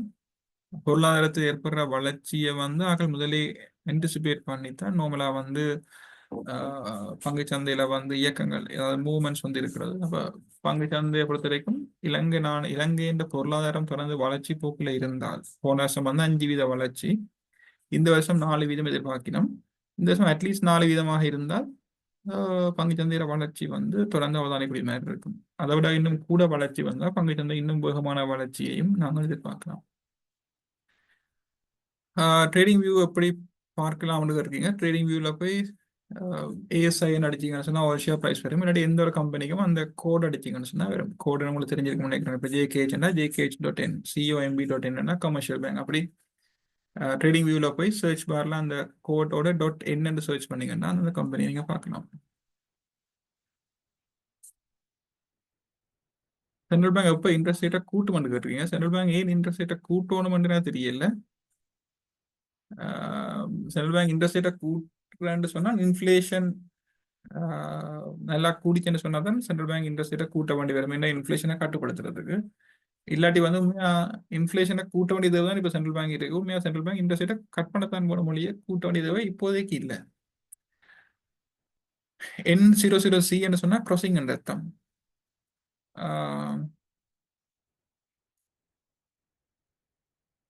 ஐபிஓஸ்ல இன்வெஸ்ட் பண்றது வந்து டாக்குமெண்ட்ஸை வாசிக்கிறத மார்க்கெட் சென்டிமெண்ட் முக்கியம். நார்மலாக அப் மார்க்கெட்டாக இருந்ததுன்னு சொன்னால் இதுவரைக்கும் அனுபவம் வந்து எந்த ஒரு ஐபிஓவும் ஃபெயில் ஆனது இல்லை. அதாவது வந்து மார்க்கெட் அப்பா இருக்கிற டைம்ல வந்து எந்த ஐபிஓவும் ஃபெயில் ஆக இல்லை. ஆனால் மார்க்கெட் டல்லா இருக்கிற காலத்துல வந்து ஐபிஓ சிலது வந்து ஃபெயில் ஆகி இருக்குது. நீங்க உண்மையா வந்து ஸ்டடி பண்ண விரும்பினீங்கன்னு சொன்னால் அந்த கம்பெனி என்ன மாதிரி அதோட பி ரேஷியோஸ், பிபி ரேஷியோஸ், அந்த கம்பெனி ப்ராஃபிட்டபிலிட்டி, அதோட ஃபியூச்சர் பிளான்ஸ் என்னன்றதெல்லாம் ஸ்டடி பண்ணணும். ஸோ உங்களை முதலீட்டு ஆலோசனை பற்றி கழிச்சு பாருங்க. இப்போதைக்கு புதுசாக ஐபிஓ ஒன்று வரதா எனக்கு என்ன தெரியல. லங்கா டிரான்ஸ்ஃபார்மர்ஸ் வந்து ஹோல்ட் ஆயிருக்கு. இன்னும் அதிலும் வந்து ஒரு டெவலப்மெண்ட்ஸும் தெரியலை, நடக்குன்னு தெரியல, அப்டேட்ஸ் ஒன்றும் இல்லை எங்களுக்கு. What percentage of shares in Sri Lanka are released to public? Minimum 10% நினைக்கிறேன். சில கம்பெனியில் 50%, ஜான் கீஸை பொறுத்த வரைக்கும் ஆல்மோஸ்ட் 80% பப்ளிக். பேங்க்கள் எல்லாம் கிட்டத்தட்ட 50-60% மேலே பப்ளிக்காக இருக்கும். சில நிறுவனங்களில் 10% அளவில் தான் இருக்குது.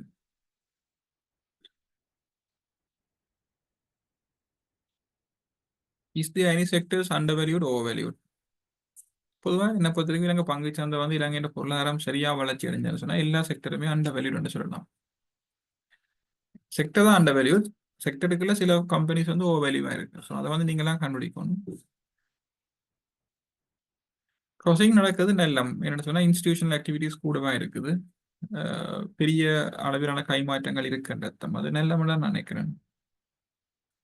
tradingview.com சர்ச் பண்ணீங்கன்னா பார்க்கலாம். ட்ரேடிங் வியூ வெப்சைட்டுக்கான கேட்குறீங்க, நேரடியாக அடித்து பார்க்கலாம், ஃப்ரீ ஆஃப் சார்ஜ், யாருமே பார்க்கலாம். ஒரு கூகுள் அக்கௌண்ட் இருக்கும்னு நினைக்கிறேன். நீங்கள் ஜிமெயில் அக்கௌண்ட் உங்களுக்கு இருந்தேன்னு சொன்னால் காணும், நீங்கள் யாருமே பார்க்கலாம். ஹோல்டிங் கம்பெனி என்று சொன்னால் இப்போ ஜான் கீஸோட ஹோல்டிங் கம்பெனி, ஜான் கீஸுக்கு கணக்கு துணை நிறுவனங்கள் இருக்கு. அப்போ அது மாதிரி ஒரு மேஜர் கம்பெனியை ஹோல்டிங் கம்பெனி சொல்லுவோம், அதுக்கு கீழே துணை நிறுவனங்கள் இருக்கும். Is there any way to see the parties details? I mean, who do crossings இல்லை, crossing யார் செய்யணும்ன்ற டீட்டெயில்ஸ் வந்து பப்ளிக்ல இல்லை. ஸோ வந்து நாங்கள் எல்லா கேள்விக்கும் ஆன்சர் பண்ணிட்டோம்.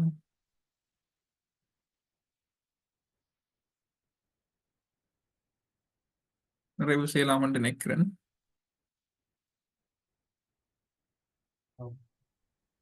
நான் நினைக்கின்றேன் எங்களுடைய நேரமும் சரியாக வந்து கொண்டிருக்கின்றது. இன்றைய தினம் விசாகனவர்கள், விசா நாளைக்கு ஒரு கொஸ்டின் வந்திருக்கு.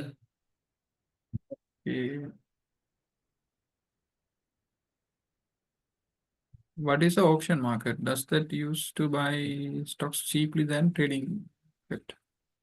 Auction market செப்பரேட்டா ஒன்றும் இல்லை, ப்ரீ ஓப்பன் தான் கேட்குறீங்கன்னு நினைக்கிறேன். சொன்னால் ஒவ்வொரு நாளும் மார்க்கெட் 9லேருந்து 9:30 வரைக்கும் ஒரு டைம் கொடுக்கப்பட்டிருக்கும். அது என்னென்னு சொன்னால் இப்போ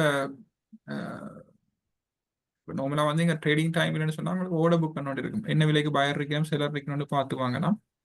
ஒவ்வொரு நாளும் காலம் 9 மணிக்கு வரைக்கும் உங்களுக்கு தெரியாது என்ன விலைக்கு பை பண்ண ஆக்கள் இருக்கணும். ஸோ அது வந்து முதல் நாள் மார்க்கெட் முடிஞ்சு அடுத்த நாள் காணாம தொடங்கும் வரைக்கும் உள்ள தகவல்களை இன்பில் பண்ணியிருக்கும். அப்போ அதில் வந்து சீப்பாக வாங்கலாம்ன்றலாம் ஒன்றுமே இல்லை. அது தவிர வேறு ஆப்ஷன் மார்க்கெட் இருக்கான்னு எனக்கு என்ன தெரியல. மார்ச் ஏப்ரல் எப்படி இருக்கும்னு சொல்றீங்க, அது உண்மையா சொல்ல கஷ்டம். பட்ஜெட் எப்படி வரப்போகுதுன்றதை பொறுத்தவண்டு, மற்ற ட்ரம்ப் இனி என்ன தீர்மானம் எடுக்க போறாருன்றதெல்லாம் இருக்கு. ரைட். ஸோ அதோட நாங்கள் யோசிக்கிறோம் என்ன. அநேக மாணவர்கள் அடிப்படை விடயங்கள் சம்பந்தமாக நிறைய கொஸ்டின்ஸை கேட்டிருந்தீங்க. நாங்கள் அதை ஸ்கிப் பண்ணி கொண்டு போயிருக்கிறோம். நான் உங்களுக்கு என்னுடைய நம்பர் போட்டு நான் கால் பண்ண சொல்லியிருக்கிறேன்.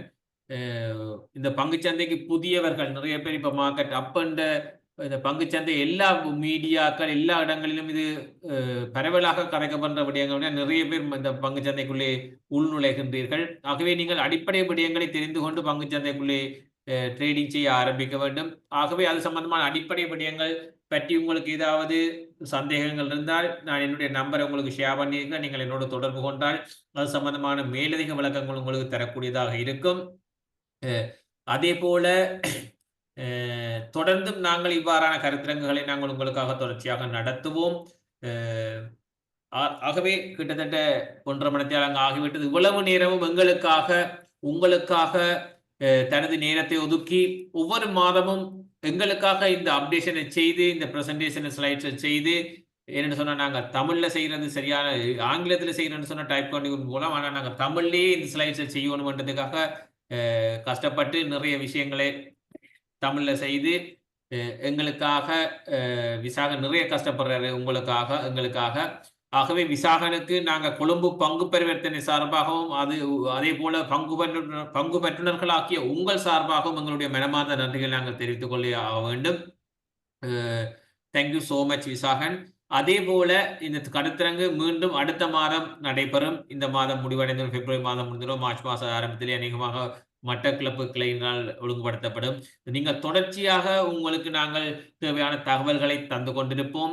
நீங்கள் ஏதாவது சந்தேகங்கள் என்ன தேவைகள் என்றாலும் உங்களுக்கு தெரியும், நாங்கள் யாழ்ப்பாண கிளையினர் ஆகிய நாங்களும் மட்டக்களப்பு கிளையினரும் உங்களுக்கு தகவல்களையும் தேவையான உதவிகளையும் செய்வதற்கு நாங்கள் தயாராக இருக்கணும். ஆகவே நீங்களும் ஒரு பங்குச் சந்தையில் ஒரு புத்திசாலியான முதலீட்டாளராக வர வேண்டும் என்று வாழ்த்திக் கொண்டு உங்கள் அனைவரிடமிருந்தும் விடைபெற்றுக் கொள்கின்றோம். Thank you so much Visakan. Thank you very much. பொறுமையாக பங்கு பெற்ற அனைவருக்கும் நன்றி. வணக்கம். இன்னும் ஒரு சிறிய விடயம், நாங்கள் இப்போது அந்த ரெக்கார்டிங் நாங்கள் மக்களுக்கு கொடுக்கறது இல்லை. ஏன்னு சொன்னா நீங்க எல்லாரும் பார்ட்டிசிபேட் பண்ணியிருப்பீங்க தானே. உங்களுக்கு யாராவது தனிப்பட்ட தேவைகளுக்காக இல்ல தனிப்பட்டமா திருப்ப நீங்க கேட்கணும், மேல இடையில ஜாயின் பண்ணாங்க திரும்பி கேட்கணும்னு சொன்னா நீங்க என்னோட தொடர்பு கொண்டால் நான் அதற்கு தேவையான விடயங்களை நான் செய்யக்கூடியதாக இருக்கு. நன்றி, வணக்கம். தேங்க்யூ. Thank you very much.